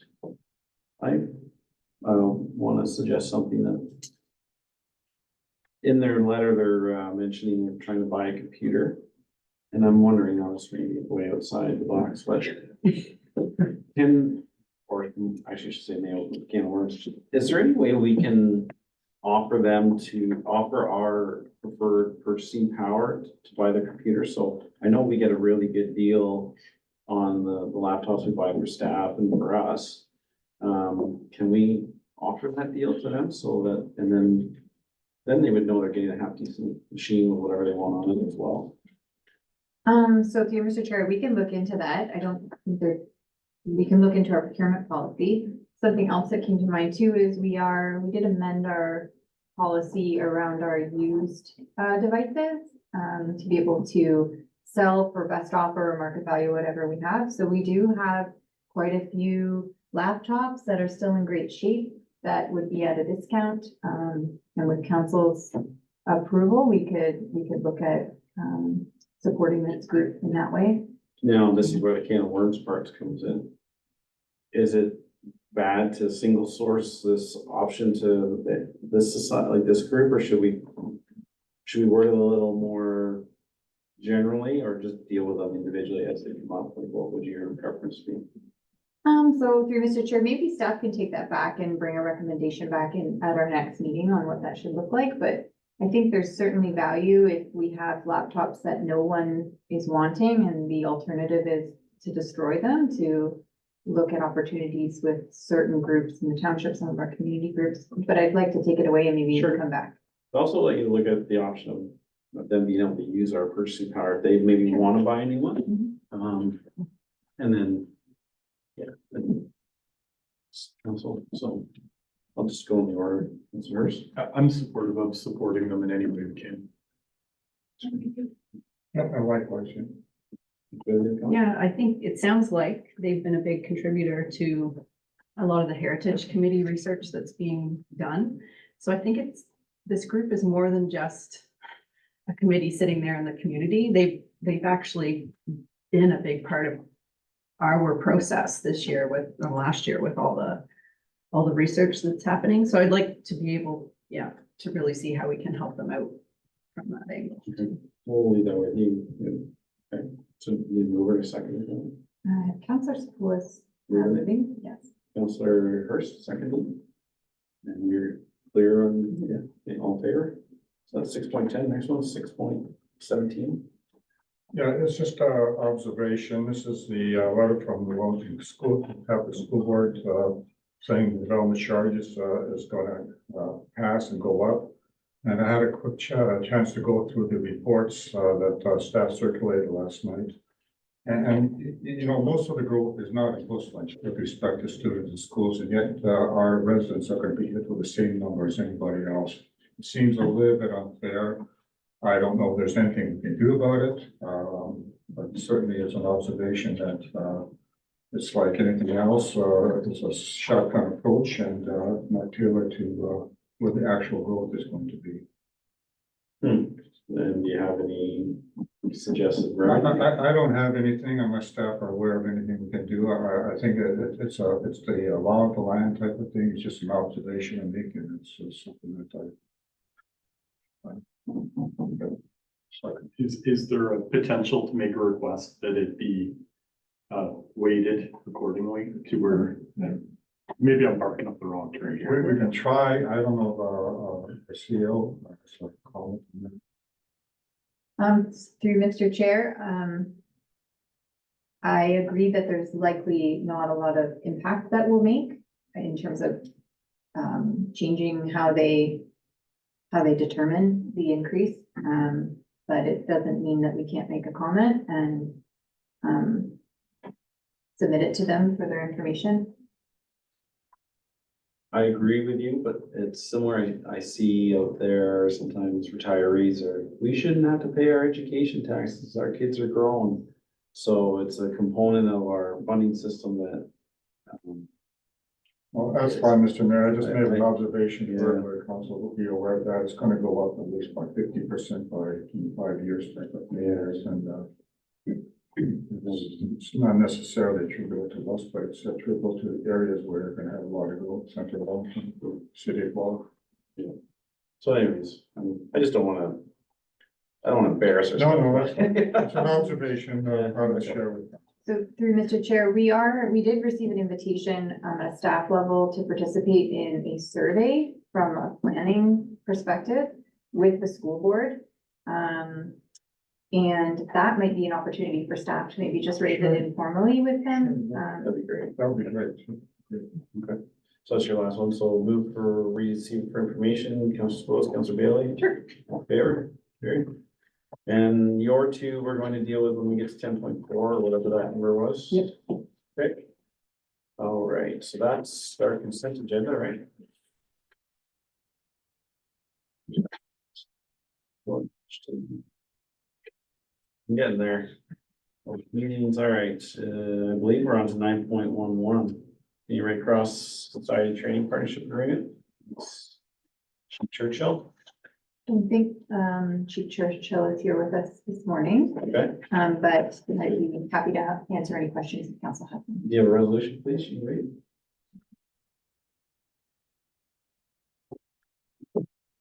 That report FIR 2024-003 entitled the Canadian Red Cross Society Training Partner Agreement be received, and that council give the readings to bylaw number 2024-033, being a bylaw authorizing the entering into a training partner agreement with the Canadian Red Cross Society. I'm going to move that, please, Councilor Hurst, Councilor Goya.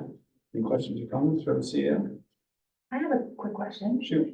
I was wondering, this agreement, does it allow the trained person to administer the courses? Could we be, is it allowed to be offering those courses to like residents, to the public, CPR, first aid, those kinds of things? So through you, Mr. Chair, I don't know in terms of the agreement. I think that if it were permitted, I think it would be maybe more of a question around the one individual person's sort of time and availability. But we have talked a little bit with the fire department about expanding some of the offerings throughout the corporation, if that's possible as well. Oh, good. So we're sort of still talking about the potential. Okay. I would say that there are people in the community that do that as a business. And if we started offering that to residents and say a company that needs to have their employees certified, we would be then competing with somebody's living. So I'd just be cognizant of doing that when we have those discussions. Okay. Any other questions? Thanks. So my question sort of piggybacked on that was, is there any restriction in the agreement to the age of those that are being trained? Would there be opportunity for, say, our youth committee members to be able to be trained by someone in the fire department? So through Mr. Chair, I don't think there's a restriction related to age. So when our train the trainer happens, I think that it's more around just his availability and resources. Yeah. Okay.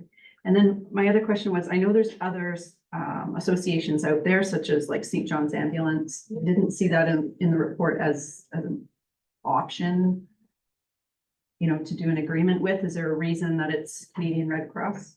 There is a reason, I think. I believe there is too. I can report back on that when I Just would hear. So if it's a fire department standard, Yeah, they offer something that St. John's doesn't. So it's, I'm probably gonna be completely wrong here, but I believe, we operate under a base hospital, like almost like a doctor's license. And then, someone says that this is the program you have to follow. So it kind of is a trickle down thing. So I believe that's the thing with Ms. White Fox will report back. We can, so through Mr. Chair, we'll add this to our reporting back template report that council has seen before, and we'll get some answers to sort of the programming options for the corporation as well as the community and what's possible. All All right, all in favor for that one? Carried. Next one, I believe we can get through before break is 9.2.1.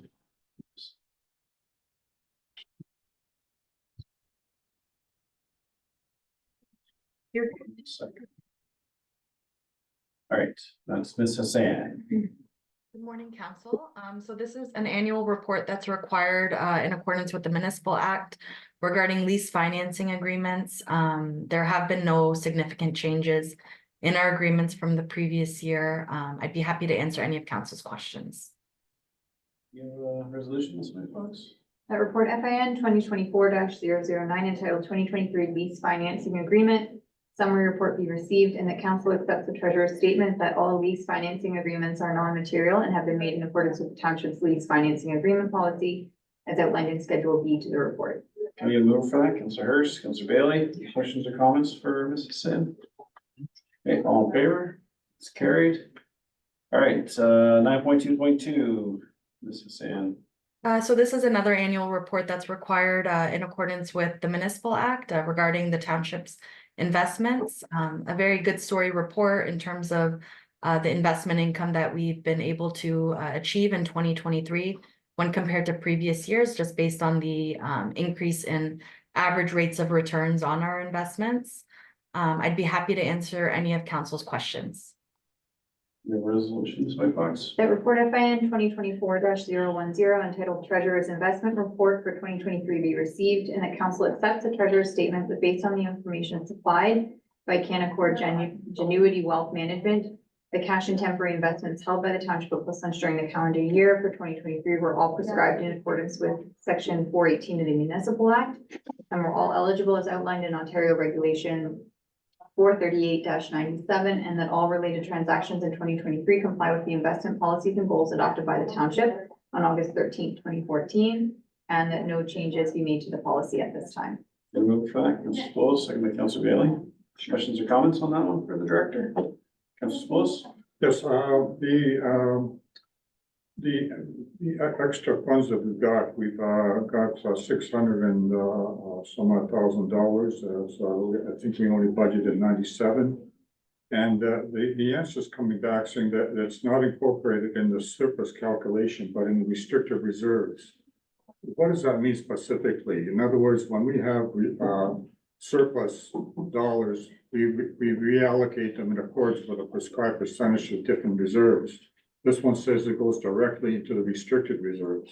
Yeah, so any investment income obtained on our restricted reserves, so things like parkland dedication or our Canada Community Building Fund or our development charges, those amounts go back into the restricted reserve to be used in future years for our capital projects.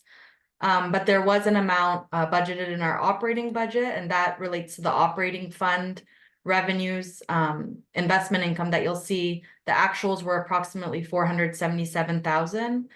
And I believe the budget in the 2023 budget was I think just under 100,000. And so we've increased this budget to 210,000 in 2024 based on 3 years of actuals average. Thank you. And I have another question. The HST that we received for last year indicates that we received 464,000. Is that reallocated back to 2023, or is that included now as part of the 2024? So that was all incorporated in 2023. That's just an item that's impacted our cash balance because the HS2 receivable amount in previous years wasn't as high as 2023 as it related to our various parks projects that we had a significant amount of capital expenditures for in 2023. So that was just an analysis explaining why the cash balance has changed from 2022. But yes, that 464,000 was allocated to our 2023 accounts because it did relate to 2023. Okay, so the surplus for 2023 is still around 28,000 as a result of all this. Okay. Yes, Thank you. yeah, no problem. Okay, all in favor? Sorry. I don't think I got a. Oh. No, sorry. Councilor Goida, can you move it? Just will second it. You should do that. Okay, now all in favor? Carried. Do you feel like we can get through the next report in 7 minutes? Or should we break early? Let's go for it. Okay. Report Finance 2024-011, 9.2.3, Mrs. Singh. So our auditor, Murray, is actually here to present the financial statements to council. Sorry.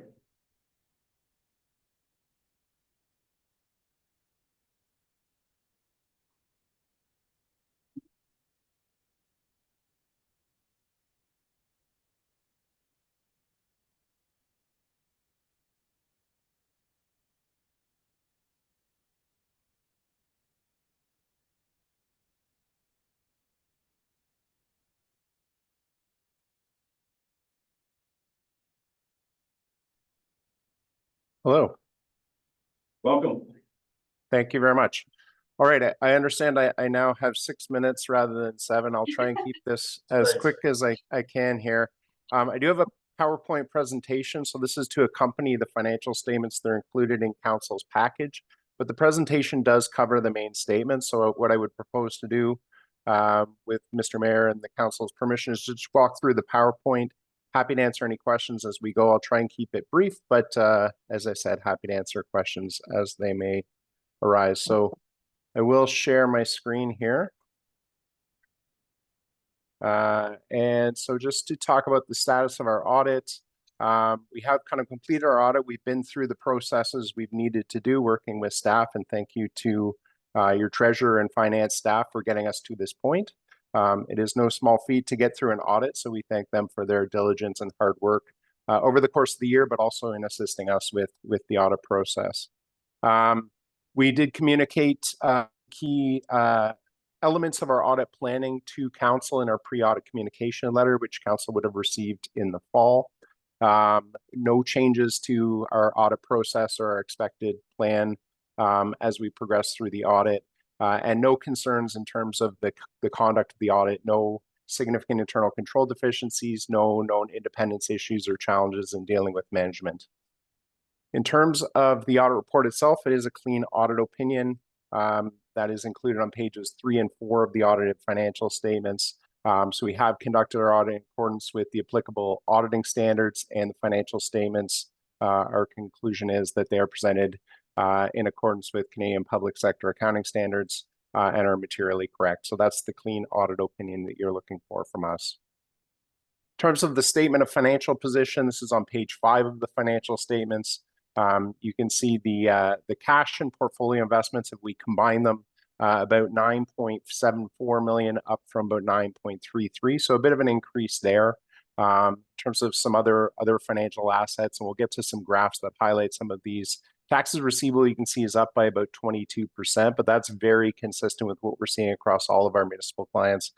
We audit 10 or 11 municipalities in Wellington and Dufferin County, and all of them are seeing that increase continue from 21 to 22, and then 2022 into 2023. We're just seeing that those are creeping up over the last several years. So you're certainly not the exception there. Accounts receivable relates to some of the capital projects that Ms. Hassan mentioned earlier. With a lot of the capital undertaken in the year, you do have higher receivables. Some of the capital grants received after year end, but relating to expenditures in 2023, as well as the HST rebate that was just discussed, included in accounts receivable books. They do relate to 2023 expenditures, so they're receivable at the end of the year, and so that's part of the reason for the increase there as well. In liabilities, we see kind of similar comments. So the accounts payable line, you can see, is up very significantly. Again, related largely to capital, as well as some holdbacks on some of the projects undertaken in the year.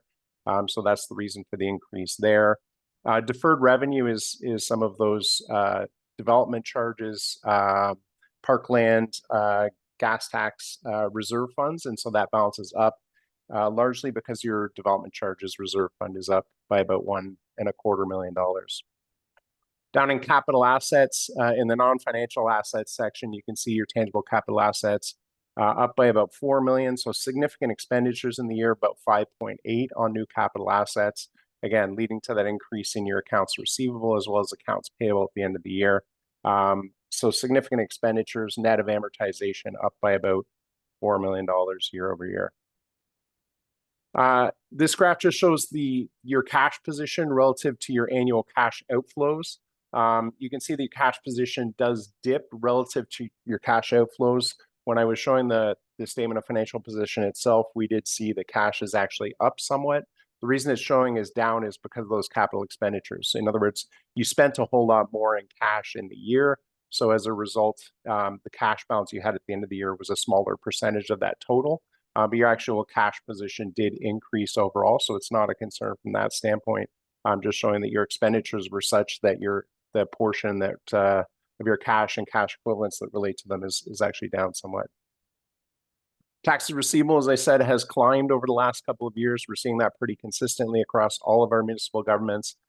Your tax receivable balance relative to your total tax levied, which includes the county and school board portions, is still well below what the Ministry of Municipal Affairs and Housing would consider to be low risk, which is anything under 10%. You're at 6.6, so you're well within that range. And below the average of our other municipal clients as well. So that's speaks well to the collections efforts on the part of your staff. Oops. This graph shows your tangible capital assets as a percentage of your total tax revenue, comparing to the average of other clients. Usually your TCA additions or your asset additions are fairly comparable, but you can see that this year, with the significant expenditures in 2023, that has increased very significantly. So again, significant capital activity in 2023 relative to your total tax revenue. And this graph just shows capital assets versus budget versus amortization. I tend to look primarily at the blue and yellow bars here, blue being your asset additions, yellow being amortization. The fact that the blue bar is higher than the yellow in all 5 of the past 5 years speaks well to the fact that your municipality is doing its best to stay on top of infrastructure needs. Not a perfect comparison, but if you compare it to amortization, which is the kind of general wear and tear on your assets, you're spending more than the depreciation of assets over time. This shows asset additions by funding source. In 2023, funded from capital grants, as mentioned, as well as some of your reserves and reserve funds. That's pretty standard, but you were able to secure significant capital grants this year, which is great. Not always able to do that, getting funding from other levels of government. In terms of the statement of operations, this is showing the revenues and expenses for the year. You can see your taxation revenue up about 400,000. Again, pretty consistent. That's about an 8% increase year over year. It's actually lower than some of our other municipalities.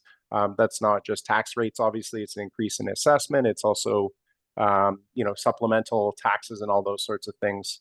So that increase is well within what we'd expect to see. Significant legal and engineering recoveries in the planning department in particular led to the increase in fees and user charges. Government transfers, as mentioned, largely increased because of capital grants. So about $1.4 million increase in capital grants led to that increase in government transfers. And then the other income line, you can see up to a little over $4 million. 2 reasons for that. That's part of your drawing out from some of your obligatory reserve funds, in particular 1 million out of the Parkland Reserve Fund, as well as that increase in investment income that was just mentioned previously. So those 2 things adding to that increase. And so in total, your revenue's up to about 13.2 million. Expenses up about 700,000. Just general increases, some increased costs in terms of various departments, but nothing all that significant. Some fair increases in planning and development, but just as part of the development work done over the course of the year. So your annual surplus is 4.7 million. Essentially, that's because of the capital asset activity in the year, funding the capital asset purchases. So this graph shows expenditures by department. We have a following slide which shows the historical trend over the last 3 years. And so you can see the percentages there, generally fairly consistent across the different departments. So then we have the statement of changes in net financial assets. So this backs out your capital asset activity essentially, and shows that in total your net financial assets increased by almost 650,000 up to 7.3 million from about 6.7 the year before.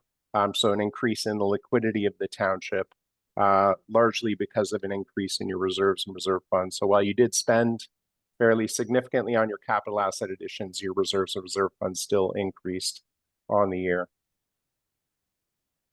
Statement of cash flows just shows the change in cash year over year. I will point out two numbers. The 6.18 million cash provided by operating activities. So you're generating positive cash flow from your operations. That does include the capital grants that I mentioned. From that, then you're spending on capital assets to the tune of about 5.8. So your net cash position increased by about 408,000. Schedule of current accumulated surplus breaks out the total surplus for the municipality into various components. Your reserves, as mentioned, up about 600,000 to 7.4. Your investment capital assets is the largest component of your total accumulated surplus at 26.4.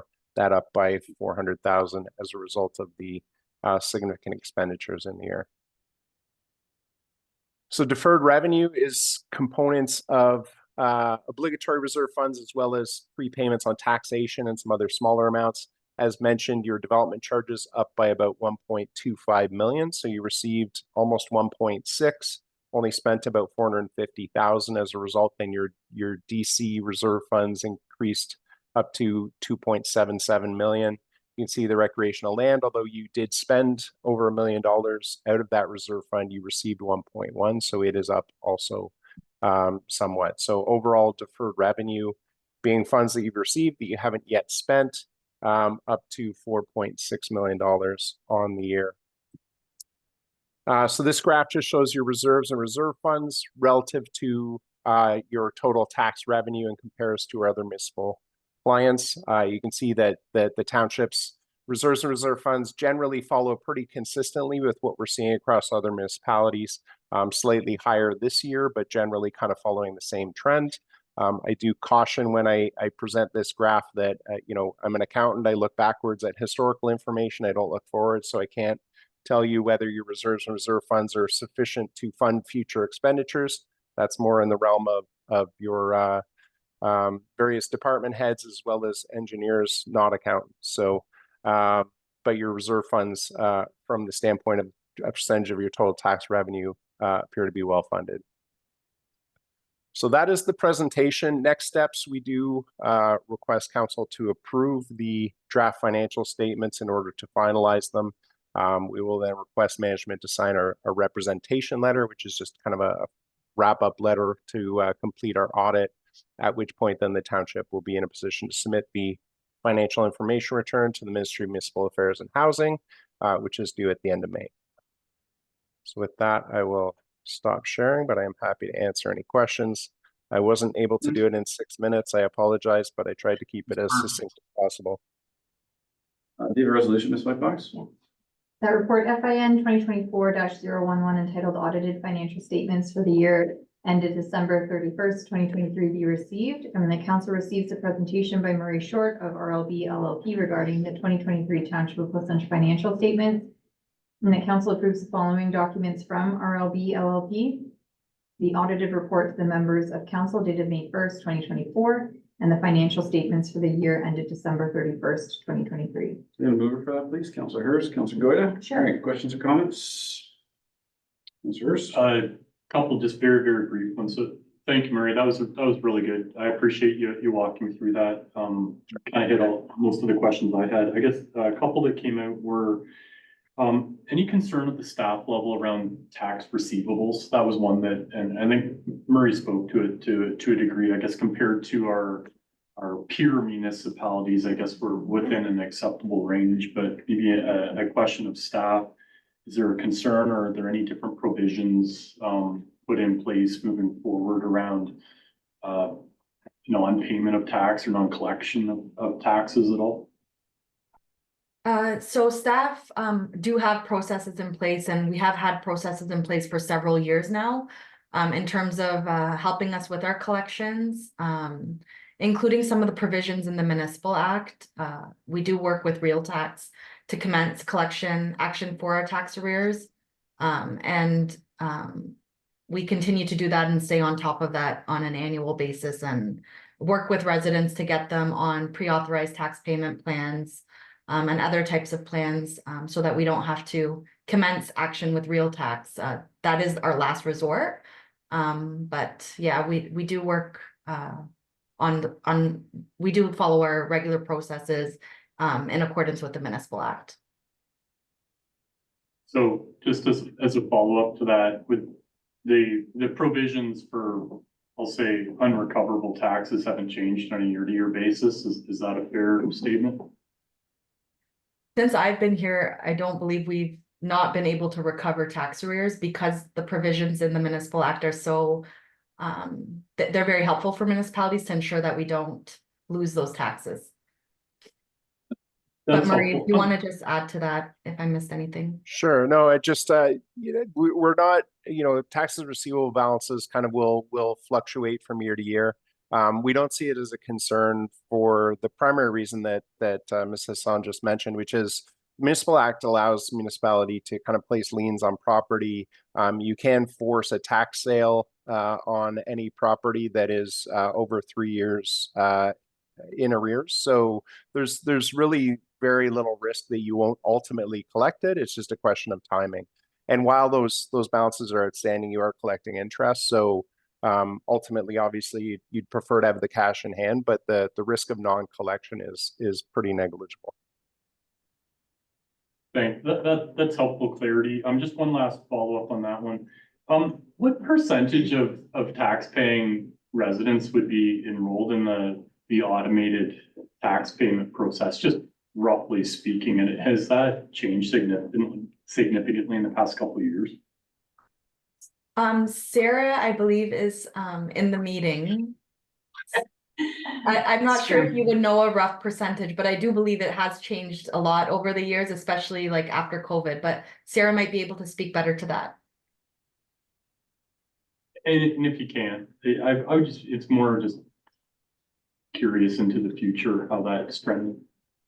Through you, Mr. Chair, from what I can recall, the last time that I did complete that process, our final billing is approximately just under 3,000 bills that are issued. And I think the last count I had seen, we have approximately 600 properties that are enrolled in a pre-authorized payment. That's helpful. I was just curious how that went. Just my last question. Surplus range. Can you share your thoughts around, are we at the upper tier of where we ought to be from a accumulated surplus into the future? Yeah, this is where I'm gonna hedge my comment a little bit. Where you ought to be is probably an indication of what your future expenditures are need to be, because a significant component of your accumulated surplus is those reserves and reserve funds. Which again, I can't really comment on what your future expenditures would need to be to maintain your infrastructure relative to other municipalities or relative to your infrastructure that you have in place. But I think you're, based on the reserves and reserve funds that you do have, I can say you're comparably funded at least to other municipalities that we work with. So I think from that standpoint, you're in a good spot. But again, I'm really hesitant to say what your future needs would be. That's fair. Thanks. Sure. That's good. Yeah, I don't have any questions. Thanks very much for your presentation today. And thank you to Mary and to the whole finance team for all your hard work. Thanks. Thank you. Sorry, the general government percentages, do you have a read of how we compare to other municipalities our size? Yeah, so kind of looking at our other municipalities, your general government expenditures are somewhat on the higher end of the range, but there's a reason for that. So I want to be very clear about this. So most of the municipalities that we work with do have water sewer systems, kind of a more complex environmental. So there's significant expenditures there. So when you have those, then that kind of drives up your total cost, but it's also another department that has significant expenditures. So for those which have environmental services, significant water, wastewater systems in place, the Township of Portslynch's general government is a higher percentage of its total than those are of their total. But for those of our clients that don't have those water, wastewater systems, you're right within kind of the range we'd expect to see. Thank you. Sorry. Councilor Bailey? I have no questions either. Thanks to the team for a job well done. Councilor Hurst, when you were talking about the surplus and whether it was sufficient, are you talking about the 28K and like where a comfort zone would be? Is that what you were referencing, or? No, like the 32 million. Okay, all right, I just got a comment on the other component. Okay. All right, so we read the resolution. Yeah, we'll move around. Okay, all in favor? That's carried. Thank you for your presentation. Appreciate it. Thank you. All right, I believe we're going to break. And come back for approximately 12:45, but likely 1 o'clock. And through Mr. Chair, when we do come back, we'll be moving into our closed session, so perhaps just attendees and staff that are online. We will be breaking for 30 minutes for lunch and then going into our closed session, so probably anticipating being back and open around 2 o'clock is what I'd say. Also be the meeting, you'll take it out. Is that closed? All right, welcome back, everyone. This Whitefox resolution going to closed session. That council shall go into closed session under section 239 of the Municipal Act for the purpose of a confidential report regarding litigation or potential litigation, including matters before administrative tribunals affecting the municipality or local board. That's in relation to an OLT appeal. Confidential report regarding advice that is subject to solicitor-client privilege, including communications necessary for that purpose, and this is related to an Aggregate Resource Act license application. And then the adoption and receipt of the previous closed minutes of April 10th, 2024. Okay, move for that, please. Councilor Hurst, Councilor Spillis, all in favor? Carried. We're now closed. Thanks, Kevin. I can get the dark cabinet if you want to use.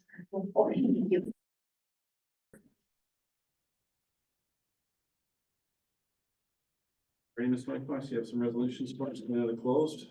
That council moves into open session at 2:34 p.m. Okay, move for that, please. Councilor Spillis, Councilor Goyda, all in favor? Carried. Thanks. The council receives the confidential report regarding litigation or potential litigation, including matters before administrative tribunals affecting the municipality or local board. That's in respect to an OLT hearing. Confidential report regarding advice that is subject to solicitor-client privilege, including communications necessary for that purpose, and that's in relation to the Aggregate Resources Act license application, and the adoption and receipt of the previous closed minutes from April 10th, 2024, and that staff proceeded as directed. Good move for that. Councilor Hurst, Councilor Bailey. Mr. Collins, in favor? Carried. What else you have? That's it for bringing us back into closed, and I think we are. 9.2.4. Yes. Is Mrs. Sanders back? Yeah. Let me get my agenda.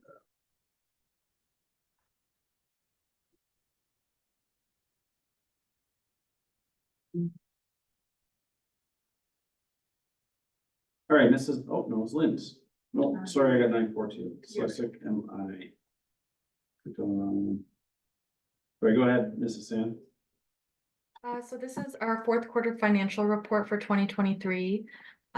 Similar to previous quarters, we do report on this on a quarterly basis. Now that the annual audit is complete, this report will be helpful in determining just analyzing the surplus for council, which will be a future report that'll come to council. I'd be happy to answer any of council's questions. All right, your resolution is Whitefox. The report FIN 2024-012 entitled Fourth Quarter Financial Report for 2023 be received for information. Okay, the mover, please. Councilor Bailey, Councilor Spillis, questions, Councilor Hurst? None. Councilor Goyda? No. Councilor Spillis? No. All right, Councilor Bailey? All right, I saw one, yeah, I don't know if this is a typo or my math.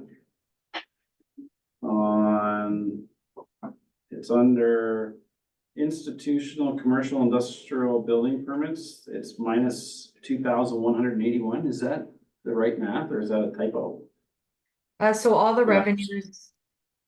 revenues do have, a negative amount, but let me just look at that. I just don't know if the math adds up to what is there, it might be a typo, I mean, it's supposed to be 218% or something, but it's 2,181%. So anyways, that's on page.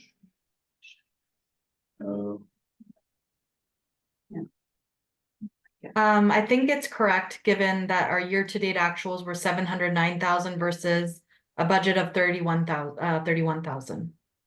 So Oh. we were significantly over budget, which was a good thing, and that related to a non-residential building permit that we received in 2023. No worries, I just didn't run the math and I thought maybe that was a typo when I was looking through it. Okay, thank you. Thank you. So all in favor of that report? That's carried. Next, we are on to 941. And that's Andrew, is he here or? we just gonna- Andrew, through Mr. Chair, Andrew is not here, so staff can endeavor to answer any questions and anything that needs a follow-up, we can bring back to council. Sure, can you read the resolution, please?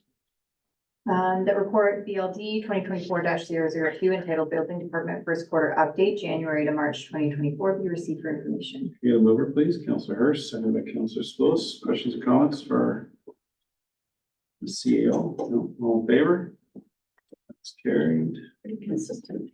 Yeah. Then it's coming.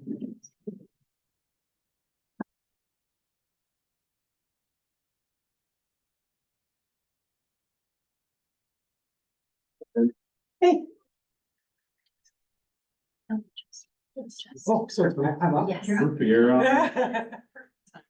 Great. So the purpose of this report is to deem the zoning amendment application for 6706 Gore Road to be complete. The applicant has worked with staff and its consultants to iron out all of the outstanding concerns that we had, and one of the requirements we'll put in the zoning amendment bylaw is that they will have to go through site plan approval if council approves the bylaw. Okay.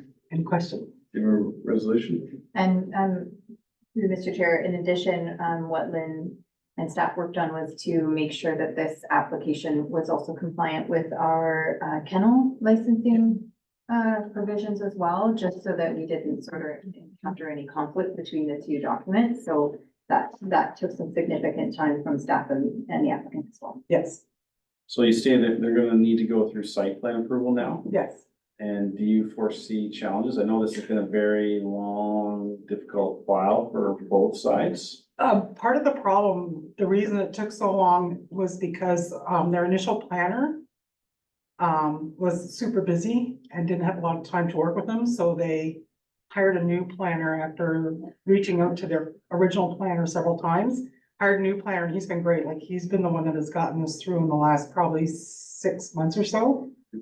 And yeah, building has already provided us with comments, things they're gonna wanna see in the site plan, so we'll put them through pre-consultation for their site plan application also.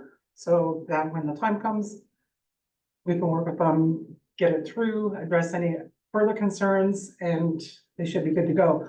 Jacob Normore did go and do his license inspection for the kennel, and they passed, and they've got their license. Excellent. Glad to hear. Sorry, I usually read the resolution. That report PD 2024-002 entitled zoning bylaw amendment application D14-AZI request for council to deem the application to be complete or incomplete be received. And whereas the outstanding items have been resolved as noted in the comment summary report attached as Schedule A, therefore that council be recommended to deem the zoning amendment application to be complete, and that staff be directed to proceed with notice in accordance with Section 3 and Section 5 of OREG 54506 of the Planning Act. You're the mover, Councillor Crowder, Councillor Spillis, questions or comments? Councillor Spillis? Yeah, I'm gonna suggest that, after the therefore, where it says that council deemed the zoning amendment application to be complete, we add something to the effect that based on the advice of staff, that council deemed, thing to be complete. Because we have not looked at the reports, it's all that the staff has looked at the reports. And I really don't feel comfortable saying, I agree it's deemed complete when I didn't participate in the process. You have a problem with that? No, through you, Mr. Chair, this is a step in the process, given that council is the only authority to deem complete or incomplete. It has not been delegated to staff, so, but we can certainly say as recommended by staff. Good, thank you. Okay, and further, Councilor Bailey? I just had a question. Somewhere in the Valcoustics report, it mentions that there's not a residence next to this property, but there could be in the future. So my question was just how would a new noise study, like if a residence was to be built beside this, how would a new noise study process sort of start and who pays for that? How does that work if a new residence was to be built now beside the kennel? So I think if there was a noise complaint, then that would be probably to start. Maybe Ms. Fox can confirm that. Does a building permit kickstart something or how would that work? So through you, Mr. Chair, just to clarify, it's if a adjacent property was to apply for a building permit? Yeah, I didn't look detailed, but it sounds like there's a vacant property next to this kennel. It sounds like she's asking, and correct me if I'm wrong, is that if a new residence goes in there, do they have to do a new noise study and what triggers that? Or do they just do their noise study now and then they have to meet those parameters? Will they ever have to? Point of reception would be different. So typically, if there was a new lot creation, then through the consent process, it would look at adjacent land uses and introducing a new sensitive land use. Given that the lot already exists, there is no applicable law that's going to impact the building permit on an existing lot. But vice versa, how's the new house bill gonna affect the count? Are they going to now, you help do a higher standard for noise, or they're just, it was looked at that time without a house on it, so building a new house will mean nothing to the kennel?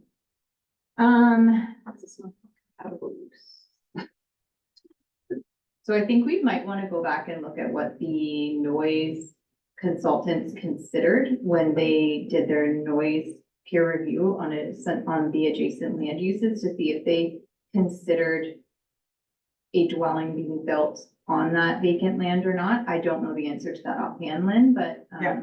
So, as part of, if the application is deemed complete, prior to going to the public meeting, everything will be circulated back out to all the township staff consultants to see if they have any further comments, and we can address specific questions to Valcoustics, who prepared the noise study for us, or peer reviewed the noise study, and ask them to take a look at the adjacent lot, vacant lot, and see if they would have further requirements or how it would be addressed.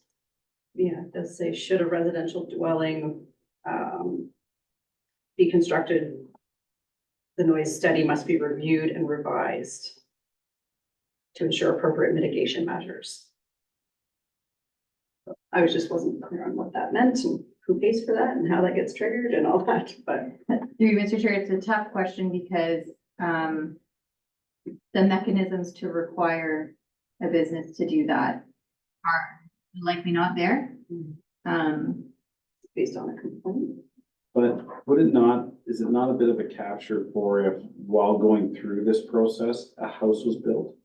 So they haven't received their zoning, so to me, it almost sounds as if there was a house built while we're doing this, then it will matter, but if there isn't a house there while this is being approved, then it is what it is, and we'll say a final approval, if a new house goes up, it's kind of like buying a house near train tracks. Now, do you do due diligence too, Yes. if you're aware that there's a dump kennel next to you and you have But- concerns? Right now, if a house were to be put there, it would be a new receptor that would be caught and that may trigger a new noise study, is what I feel they're saying. Because Yeah, they would revisit. As long as it's built in a period that they're going through this process, they're probably fine, but if construction starts, they're gonna have to mitigate that home. I feel, but anyway. we'll look I at just it. wouldn't want them to have to mitigate the business. Like the business then shouldn't have to change and put in all these noise mitigation, extra noise, just because a new house gets built beside them. So I'm just a little And I think that's what cognizant of that. Ms. Whitefosh is saying is that we really don't have the tools to do that. Yeah. But if the house were to go in before everything was approved, then yes, it would be a receptor and it would be considered and so as of right now, they seem fine, but you'll take that back to your. Through Mr. Chair, we can take it back and see if there's any further detail our noise consultant can provide us, sort of, looking at if a house was to be built, does it change anything? Are we able to produce any sort of information on that now? And maybe what those impacts are, but whether or not that's appropriate to consider at this point, given that there isn't a dwelling there, I think we'd want to maybe have some further conversations. I mean, we don't want a delegate sitting here down the future saying property next to me is too loud. Two paths by everywhere. I just had one other question. It said Hardin had some questions about, and I don't know if I have the term right, soak away pits. I just wanted to make sure those were addressed, and I don't have the page number, but it's a term I had never seen before. I believe that Hardin was satisfied with, they had no further comments with the core submission. Okay. And then you answered my question with the kennel license. So that's great. Thank you. In a move in a second.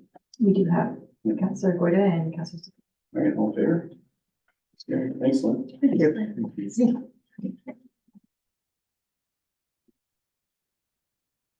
No. 5.1. Mr. Fowler.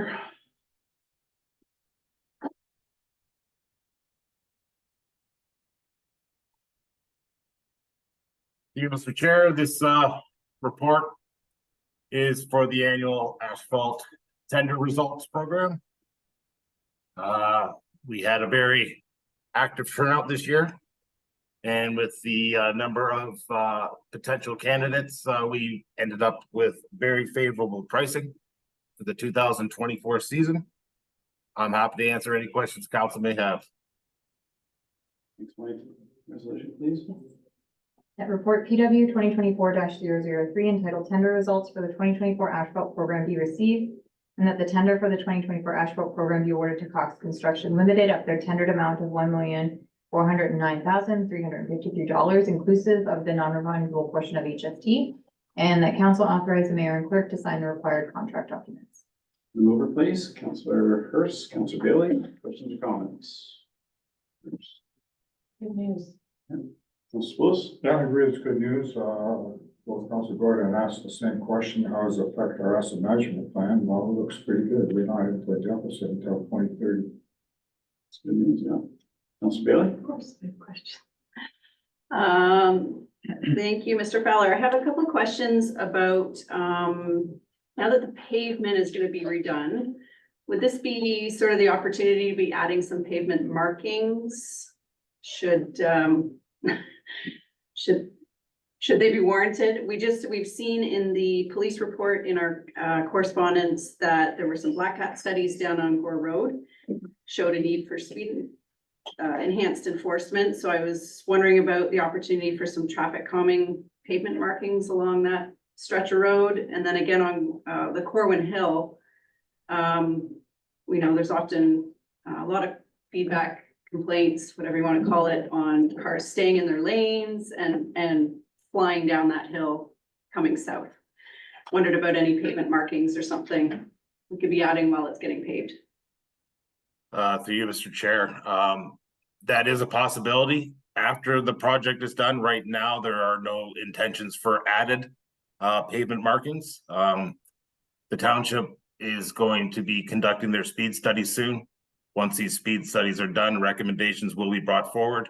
And at that time, council will be able to make a decision on what direction in any type of speed mitigation moving forward. Great to hear. another question is, I've noticed some new, no heavy trucks on Watson Road signs that have gone up. Are those gonna be sort of a permanent thing, and will the paving on Watson impact that? So the signs that were erected, yes, they are permanent. They were put in place due to the presence of heavy trucks, especially on Corwin Hill. We've all aware of the consequences and troubles we've had, especially in the wintertime with heavy trucks on that steep incline. Moving forward, there are no plans to remove them, and as far as the new paving work goes, again, trucks are permitted on Watson Road for local deliveries still. So this is more or less to mitigate the commuter truck traffic heading into the east side of the Guelph Industrial Park. Just in follow-up, do we ever have issues with trucks turning off of 34 onto Watson, realizing they shouldn't be there, and then trying to back up or get off of there? Wondering about signage on the county road giving notice. I have been in discussion with the county in regards to posting before the intersection, the green truck route signs that indicate to proceed farther west to use Brock Road as the arterial route. Fantastic. Great, thank you. All right, thanks. Okay. All right, all in favor? You gotta move yourself. It's carried. Thanks, Mike. Thank you. All right, next is 10.1. Hamilton Source Water. We have a resolution for that. That council receives correspondence item 10.1, the Halton Hamilton Source Protection Region Letter regarding recommendation phase out of free well water testing for information. All right, you gonna move for that, please? Councilor Hurst, Councilor Spillis, any questions or comments on that one? I mean, it's good news. The Solicitor General announced that they're gonna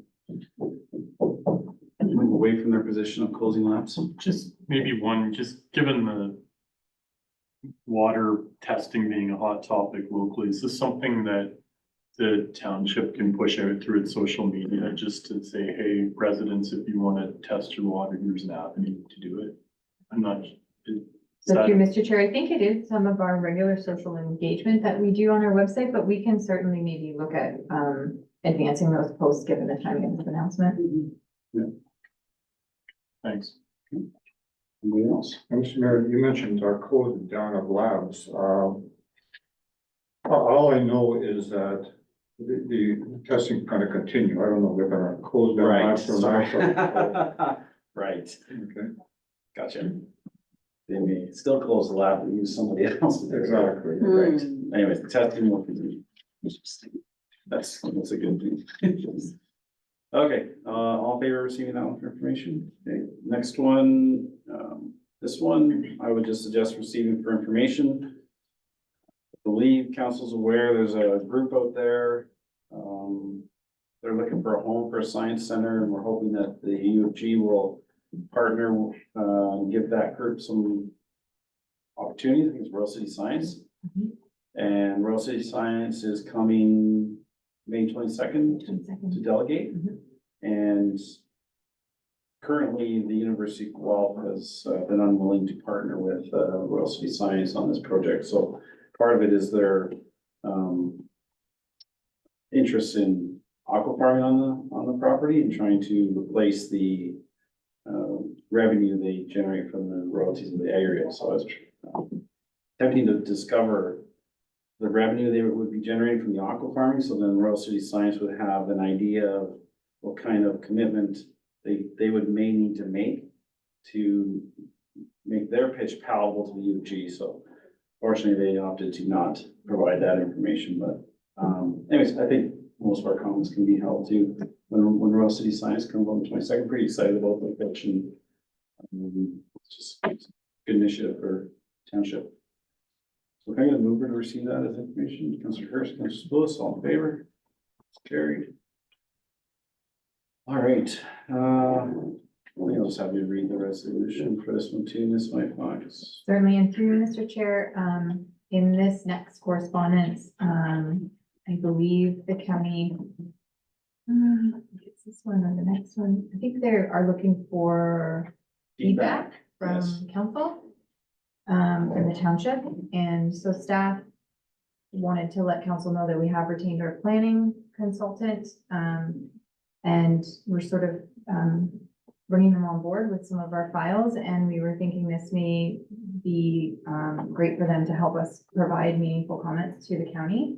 And to bring to council, just being cognizant that since we've moved to our own planning consultant, there are charges for that type of work. So we just wanted to make sure council was aware, and if that work is okay, we can have them bring some comments back to council in time to submit to the county.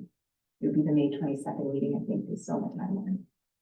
So one conversation I'd like council to have, and we've passed resolutions in the past, is there's an arbitrary policy that landowners can have one severance post 2005. And I believe our resolution from council in the past was requested that we either move that date or abolish it. And we then either resubmitted it or just reaffirmed our position, you know, kind of along the way as the province moved the planning rules around half a dozen times. I think this is another opportunity, and potentially we could firm up our position on the one severance post 2005, not to be confused with needing to own land for 5 years prior to getting into severance. But we have development coming to this community, and it's, in my mind, I would take the residential development over some of those other developments I mentioned earlier in the meeting. So I would ask council to just express their opinion on if they're still in favor of removing or moving that date, and if we can firm that up a little more as part of planner's submission, or they'll come back, I assume, on the 22nd. Yes. So, Councilor Hurst? Yeah, I think generally I'm supportive. There's good development, I think, was how I would look at it, or highly desirable, and if we can provide clarity on that, then good, but I guess I'd look for the devil in the details in the report. Yeah, I think it's something we've been asking for a long time without really any meaningful movement on, so. To sort of spark that conversation. No, my recollection is we made a motion for, start a new clock, start ticking on 2018. This was before the province all of a sudden said, oh, severances are allowed anywhere at any time, and then they backpedaled that, so our motion, I guess, got stuck in limbo someplace at the county. So I agree to reaffirm it. I guess the only question is, do we have our date of 2018 or leave it open type of thing? But, my position with it was, propose a hard date because it'll be more sellable to the county. If we say open-ended, they might say, well, that's unreasonable type of thing. So that's my thoughts on it. I agree that we should revisit it. It's a question whether it should be open-ended or a hard date, and that's perhaps staff can think about that and bring it back and we can debate it. Yeah. Councilor? Yeah, I agree with it. I don't know why the 2018 date was picked. I don't know the justifications to that, but I think in order for Plus Lynch to help with the housing crisis, we have our ARUs, policy in place, and I think severances are the way we can do this in a proper planning, or a better planning kind of process. So I don't know about the date. It was tied to something going on at the same time. I don't recall. My challenges with having, and I'm fine with either way, but even having a date is to get a severance, there's probably a 15 checkbox that you have to get through natural heritage, greenbelt, aggregate overlay, boom, boom, boom, boom, boom. And if you finally get to the bottom, you can have a consent and it says, have you had one since 2005? Boom, it's a hard no. And to me, that date was based on when original policy statement had a cap on growth. So they wanted to limit the growth, and it's just been a bit of a legacy carryover, where now as we don't have a cap on growth, it's actually a minimum ceiling, some would suggest. So it's not achieving the appropriate use as far as I'm concerned, so. I look forward to staff taking a look at it, and we have enough challenges getting services down here to have that date in there. Is just, if that can help people get a severance and downsize and retire and their kids move into their original home, then that's really the people out there, so. Do we need to have a conversation about, you know, subdivisions and settlement areas? Because the PPS, as far as I read, is going to actually provide for some opportunity with that. Would the consultant be looking at, you know, our desire on larger scale growth? Through you, Mr. Chair, I'm just looking at the questions that are being asked in this, and I think there's some potential to dig into that a little bit, and we can take that away and work on how to bring a report back. Yes, okay. Yeah. I would like the, so, provincial policy statement, again, in my opinion, when I read through it, is going to allow some designation of lands for growth, and I think we have an opportunity here as a council to set this township up for prosperity for a very long time. So I don't know if we have enough time for them to dive into it, but look at the challenges we're having with the Hamlet of Puss Lunch. It was removed at a time where we thought, planners at the time thought, well, we'll just remove its designation until the bypass comes in. And the greenbelt came in, and then the bypass never came, and now you have a hamlet that has some potential for growth, and you can't have growth. So there's Killeen, I don't remember, there's Aikinsville, there's all these little towns that have blue signs, and John, you've been around long enough. Why did certain places get the blue signs and others didn't? Did it go on population, or? I think it depends on who was in power at the time. Yeah, no, but I mean, was it if it was recognized on, you know, the old school maps, then you got a sign, I don't know. But anyways, so I feel we have an opportunity with this PPS, once it's enacted and passed all the process, to take a deep dive into the growth for the township now.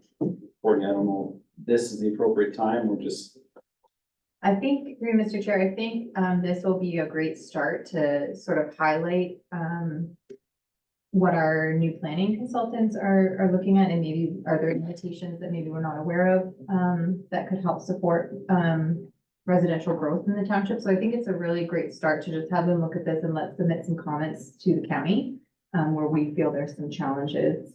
And then I think there's some other conversations we can have once the PPS has been fully examined and what opportunities it might present.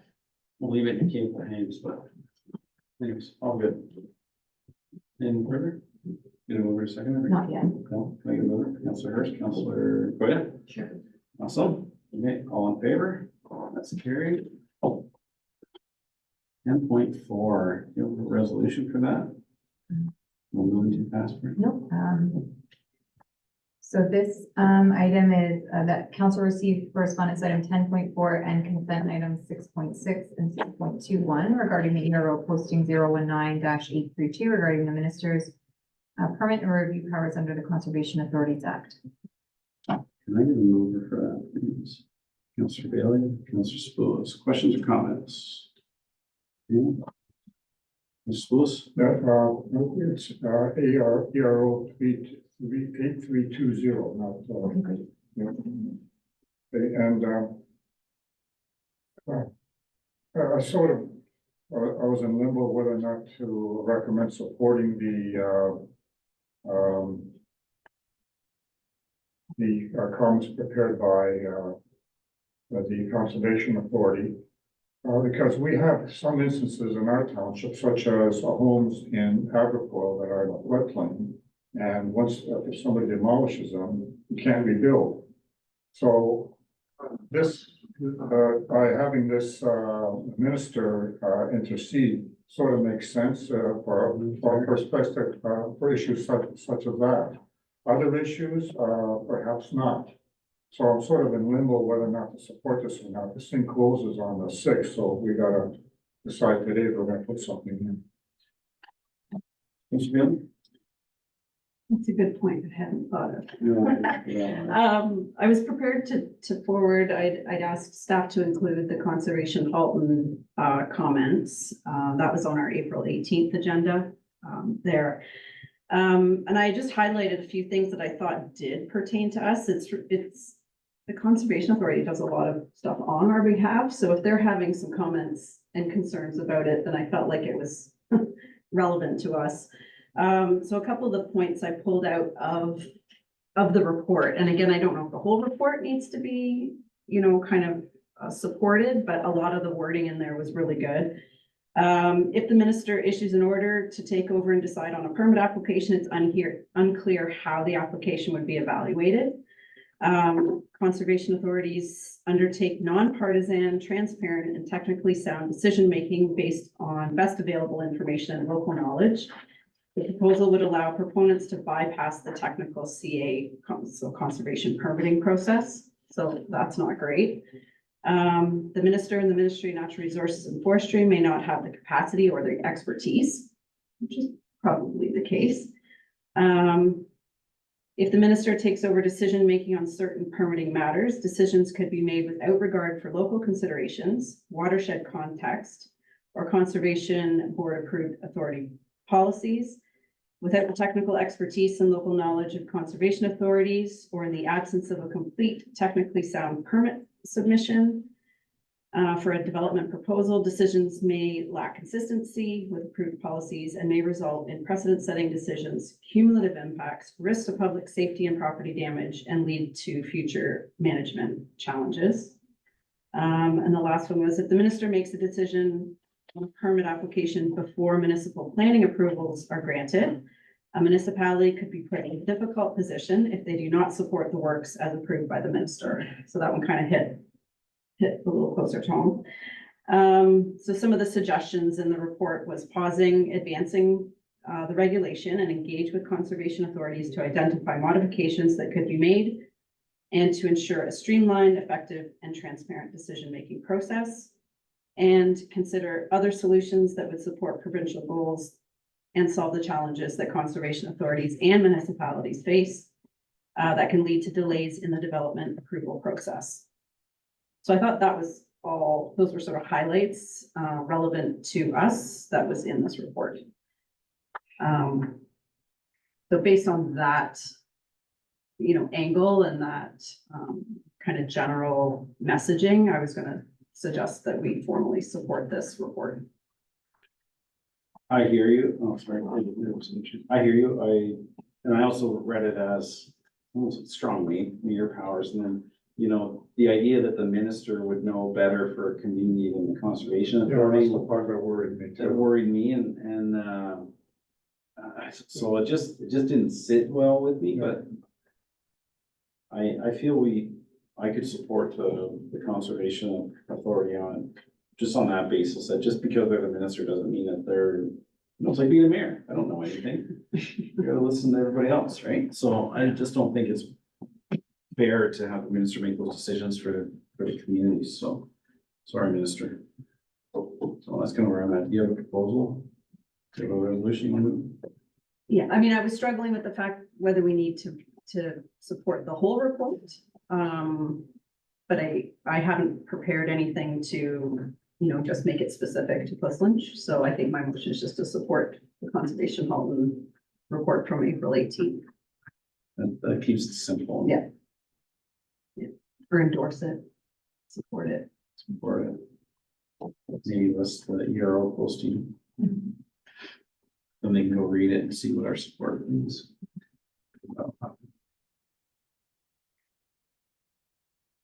You got Patrick. That will receive it. And whereas council supports the recommendations outlined in the Halton Conservation Authority report, the council directs staff to submit its support through the ERO portal accordingly. Mover, please, Councillor Bailey. Yep.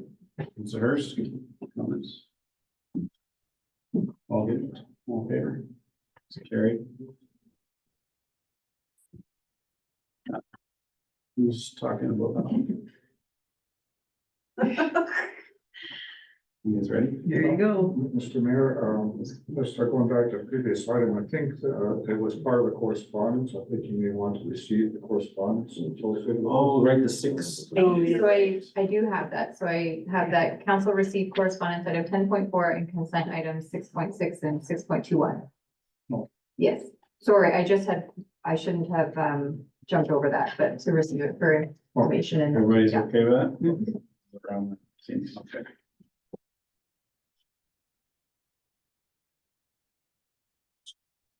Okay, so executive director position, we have three other member municipalities supporting the position, so I'm asking us to support that. It's Zora, Oro Medonte, and Caledon have provided support for the position. If we can find some resource to do that today, that makes us 4. And then we are working on a couple other executive members to go back to their councils to get support for a 5th. We had, did I mention that we hired the ED already? So we hired the ED, even though we don't have money. I know. I believe, I don't know if it's public yet. So I'm not gonna say the name. It's a retiring CAO from a aggregate or a township that has a lot of aggregate. And they cold called me and said they were interested in the position and laid out the hours they could work. And so then we discussed it at the Tatmo executive level, and we are just waiting. Ken DeHart and the individual are working through the contract, just the fine details. But I believe they're going to be starting in May, which I'm super excited about, bringing that strong administrative side to it. I also, I don't know if I should tell them this. Courtney is asking to take a bit bigger role. I think we've announced this before. Yeah, Okay, yeah. so that's good. Anyway, so the ED is hired. We had the 3 in place. You know, it wasn't a gamble, but we figured with the 3 and starting later in the year, we had commitments with Sussex, which would utilize our funding this year, but going forward, we were close with the current fees. But that'll be a job of the ED, is to build the fees that members pay and get our membership up along with other things. So we're here today to ask for support for that. I think it's around a 20K range. I don't know, we had some discussions, because this was a couple months ago, but where we would fund that from. And there was talk of some supplemental taxes. I don't know, where, do we have any money kicking around for that? So if you, Mr. Chair, maybe we could have our Director of Finance just comment on whether we budgeted for this, or if not, where this contribution could be funded. So we do have 5,000 in our operating budget for our membership with Tatmo. But I see that will likely increase. And so. No, there was discussion around supplemental taxes from the aggregate appeals win. Exactly. Have we received that monies yet? We are working on, we've recently received the ARB decisions and the minutes of settlement from the County of Wellington, so we are working on processing all of those in the next couple of weeks. So that's a revenue source that we could utilize 20K from? Yes. There's your answer. So that's my ask, council, is they support the executive director position for 20K. And like I said, we have 3 other member municipalities across Ontario signed up, and our goal is to get to a minimum of 5 for the first year. So we're hoping to do, so. This is a one-time ask? Initially, I asked for annual. Most of them have come back with a one-time contribution, which is challenging, but it's in our interest to do it annually if we have the means. Otherwise, we end up paying for the whole shooting match. So we need an executive director. We need Tatmo's cloak. So if you're willing to do it annually out of the supplemental taxes, that would be great. At a minimum, we would take a one-time contribution, because that'll get us started, some seed money. So. I'd like to make a motion that we allocate $20,000 from annual basis from our supplemental tax receipt from the, I should put it out, the advocate. Assessment Review Board, or how would you word that? Just supplemental taxes from aggregate appeals? That's something of that nature. It's newfound money. I forgot what the number was. I thought it was something like 116 or something like that a year that we're getting. But anyway, Yeah. So Counselor Bailey seconds it, so discussion, Counselor first. Yeah, a couple, maybe just in the letter it was 25,000, so has that changed or is it Well- 20 or ideally 25 or? Because we just haven't, asking. because we didn't discuss reducing our $5,000 already budgeted capital fee. So if we keep that in place, plus the new 20, then we're at the 25, and that's that's great contribution. And is it prorated on the calendar year or is this just like captured in this fiscal and then next fiscal, or I'm just curious more just the process of it.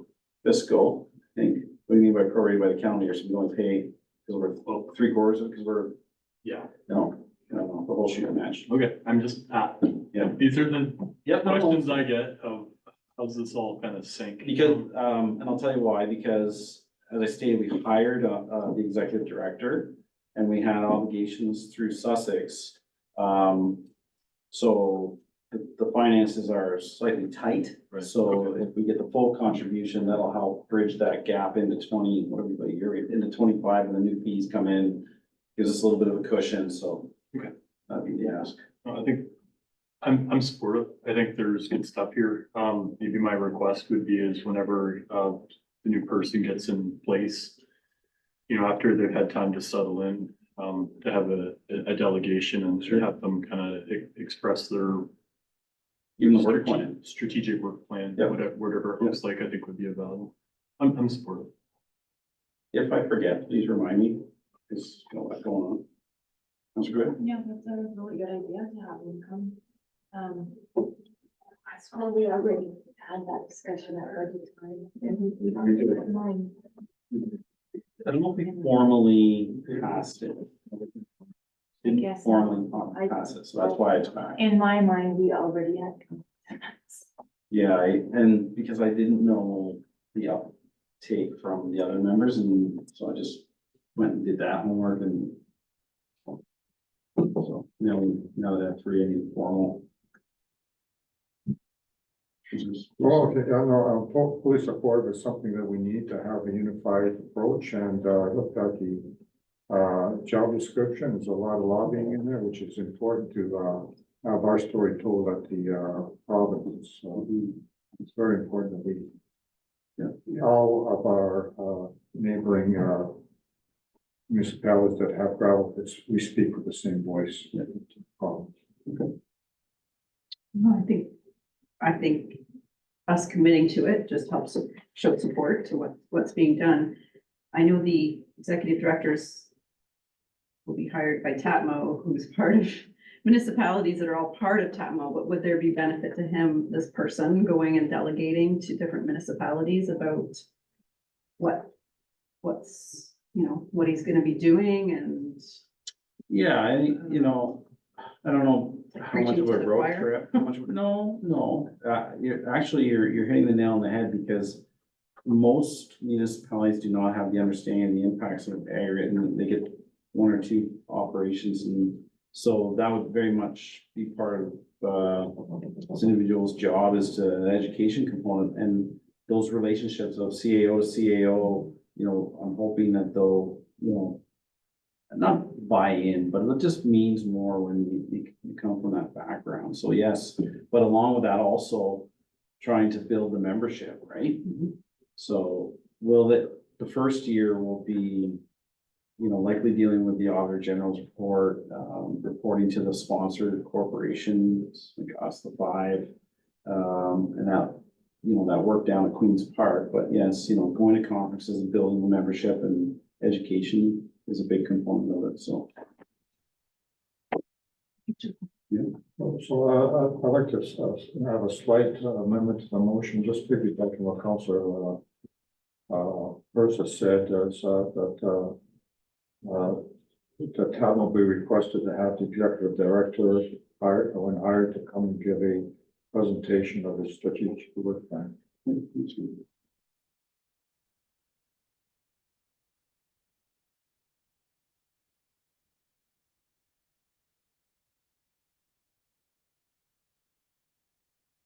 So it worked out really well with this person retiring. The challenges we were having is that you hired a full-time employee, you need to be incorporated, and that came with cost, and you had to be audited as an incorporated entity.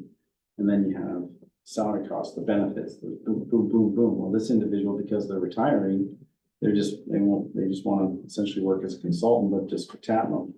And so it's a win-win relationship. Now, will they do it for 10 years? I doubt it, but there'll definitely be an interim spot to lead into maybe a full-time spot down the road, but it's a great start. I'm very excited. Opportunity for you in terms. There you go. Then, well, two. Just kidding. Just tapping onto the delegation we had this morning, I think trying to make that connection to the impacts of aggregate on agricultural lands is a link, and I know you're already talking about it, but perhaps having the individual also reach out to the different agricultural foundations and There's stuff. lots of work. Yeah, would be There's really lots of work important. for ED. Yeah. But to keep that in mind, and when they come and present, just make a little note and mention that to them. So, okay, so all in favor for that? Ms. Carey, thank you for the support. In saying that, let's see, where are we at? One more correspondence. Okay, then I'll let me write this down. Okay, so 10.6, right? The resolution for that one, Ms. McFarland? The council received correspondence item 10.6, objection letter to Canada Building Materials, the CDM Aggregates, a division of St. Mary's Cement, regarding the proposed Aberfoyle South Pit expansion. And the objection letter was provided to council, and I believe we're looking at a revised version of that for approval. All right, you can move for that. Mr. Spoulos, second, Councilor Goyda. Questions or comments? Mr. Spoulos? Yeah, this process, this will be going to the county for their next planning committee meeting, requesting their endorsement. Do we can have a motion of that effect, or is that? So if you, Mr. Chair, and staff have direction from the last meeting to provide it to the county, and we have confirmed with the county that they will be submitting a similar objection to the township. In addition to going on the ERO for the public's information, staff have worked hard in the last couple of weeks to set up our webpage for aggregate applications in the township. So we'll also be posting it there for the public's information. Thank you. Okay. Any further questions or comments? Okay, all in favor? That's carried.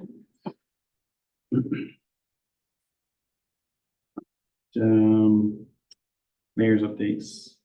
So back to Tatmo, I feel we're getting acknowledged for the work and raising our stock with the government.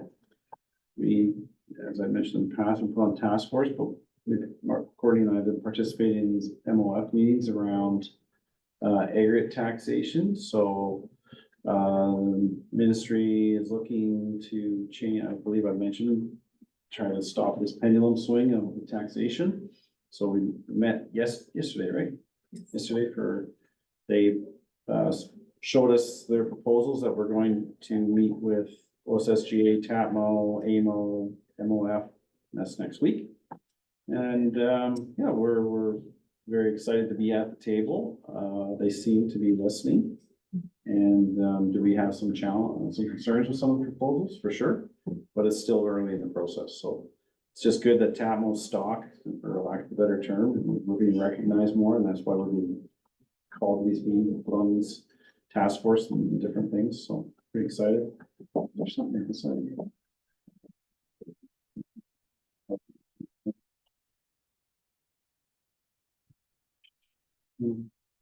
I thought I had something else, but I don't remember. So any updates from any members of the council? Yeah, our intimate committee is liaised with staff. We're about to kick off the looking at internet gaps. Was a collaborative approach between the township and the internet committee. Basically, it's very good. There's going to be, I guess, we're going to have budget. Staff talks about the rollout plan, but essentially there'll be a request for people who think they're not getting the 5010 service. And there's no opportunity for anybody else to provide the 5010 service. They provide the information on a form, and the form is available at, via the township's website and on our Facebook page, and a link directly to the committee's website. Fill out the form, they'll automatically get into an Excel spreadsheet. The committee will review the applicability of the appropriate of the application, and then we'll pass it on to our staff, who will pass it on to SWIFT and say, there's the gaps that need to be pursued. Excellent. That's great. I know staff are really on the ball with this one, really impressed. All right. Excellent. Any further? I think minor announcements. Just contemplating talking about the roads tour. So went on the county roads tour. And it's interesting to note is that Highway 124 is going to be, I don't know if reconstructed is the word, but improvements from the city boundary either out to Whitelaw or a little bit further. Anyways, they're going to do one lane each way and it's center turn lane. So, and I asked what the traffic counts were, and I was told it was 24,000. And I asked what's the traffic count in Aberfoyle, and they said 22,000. So my question was, well, then why can't we have the same layout in Aberfoyle? So I think the appropriate time, we should re-present, remember Councilor Spools went to the roads committee. Or I was thinking of making a notice of motion at the county, maybe at the end of the June meeting, to formally ask, so I need direction from council to formally ask council, not the committee, to change the design. So I don't know, can staff? Oh, can we give staff direction to look at the 124 reconstruction and report back on similarities, if there's traffic counts or not, or does that need to be formal, or can we do that offline, or what would be better? So through you, Mr. Chair, in terms of what information you'd like, we could provide that information back to council, but are you looking for an analysis by a traffic engineer? No, just a comparison from staff to say, yes, the traffic counts are similar. This is the layout, and then just build a presentation that we can support and take to the county for June. I don't think it needs a consultant, just a resubmission of the presentation. I don't know, I'm open for discussions, but I don't feel that it's, needs a consultant, but I just want staff to confirm that the traffic counts on 124 are similar to Aberfoyle, and if we can draw that comparison. Is that fair to ask or not? So through you, Mr. Chair, I think that we can, let's see what staff can do. June is a tight turnaround, and then in terms of looking at the data, we may need some support on it, but I think without seeing it, I don't know. Or at least have the director reach out to the counterparts of the county and find out if those numbers are accurate, and either unofficially or officially report back. I'd be happy with that, I suppose. You may want to turn it around, have them come here and explain. I could look at myself too. Anyways, just on the radar, I think if the numbers are right, or as I stated, correct, then I feel we have an argument to say, well, if that road can handle 24,000 with one lane each way, why can't we have that here? We have, and Councilor Spillier and I discussed it briefly before council. We have a school, we have the community center, we have kids walking back and forth. There's maybe more arguments. So let's just take it as information. Staff can take it away and maybe have Mike contact the county to find out what the traffic counts are for 124 in Aberfoyle, and we'll work offline and come back.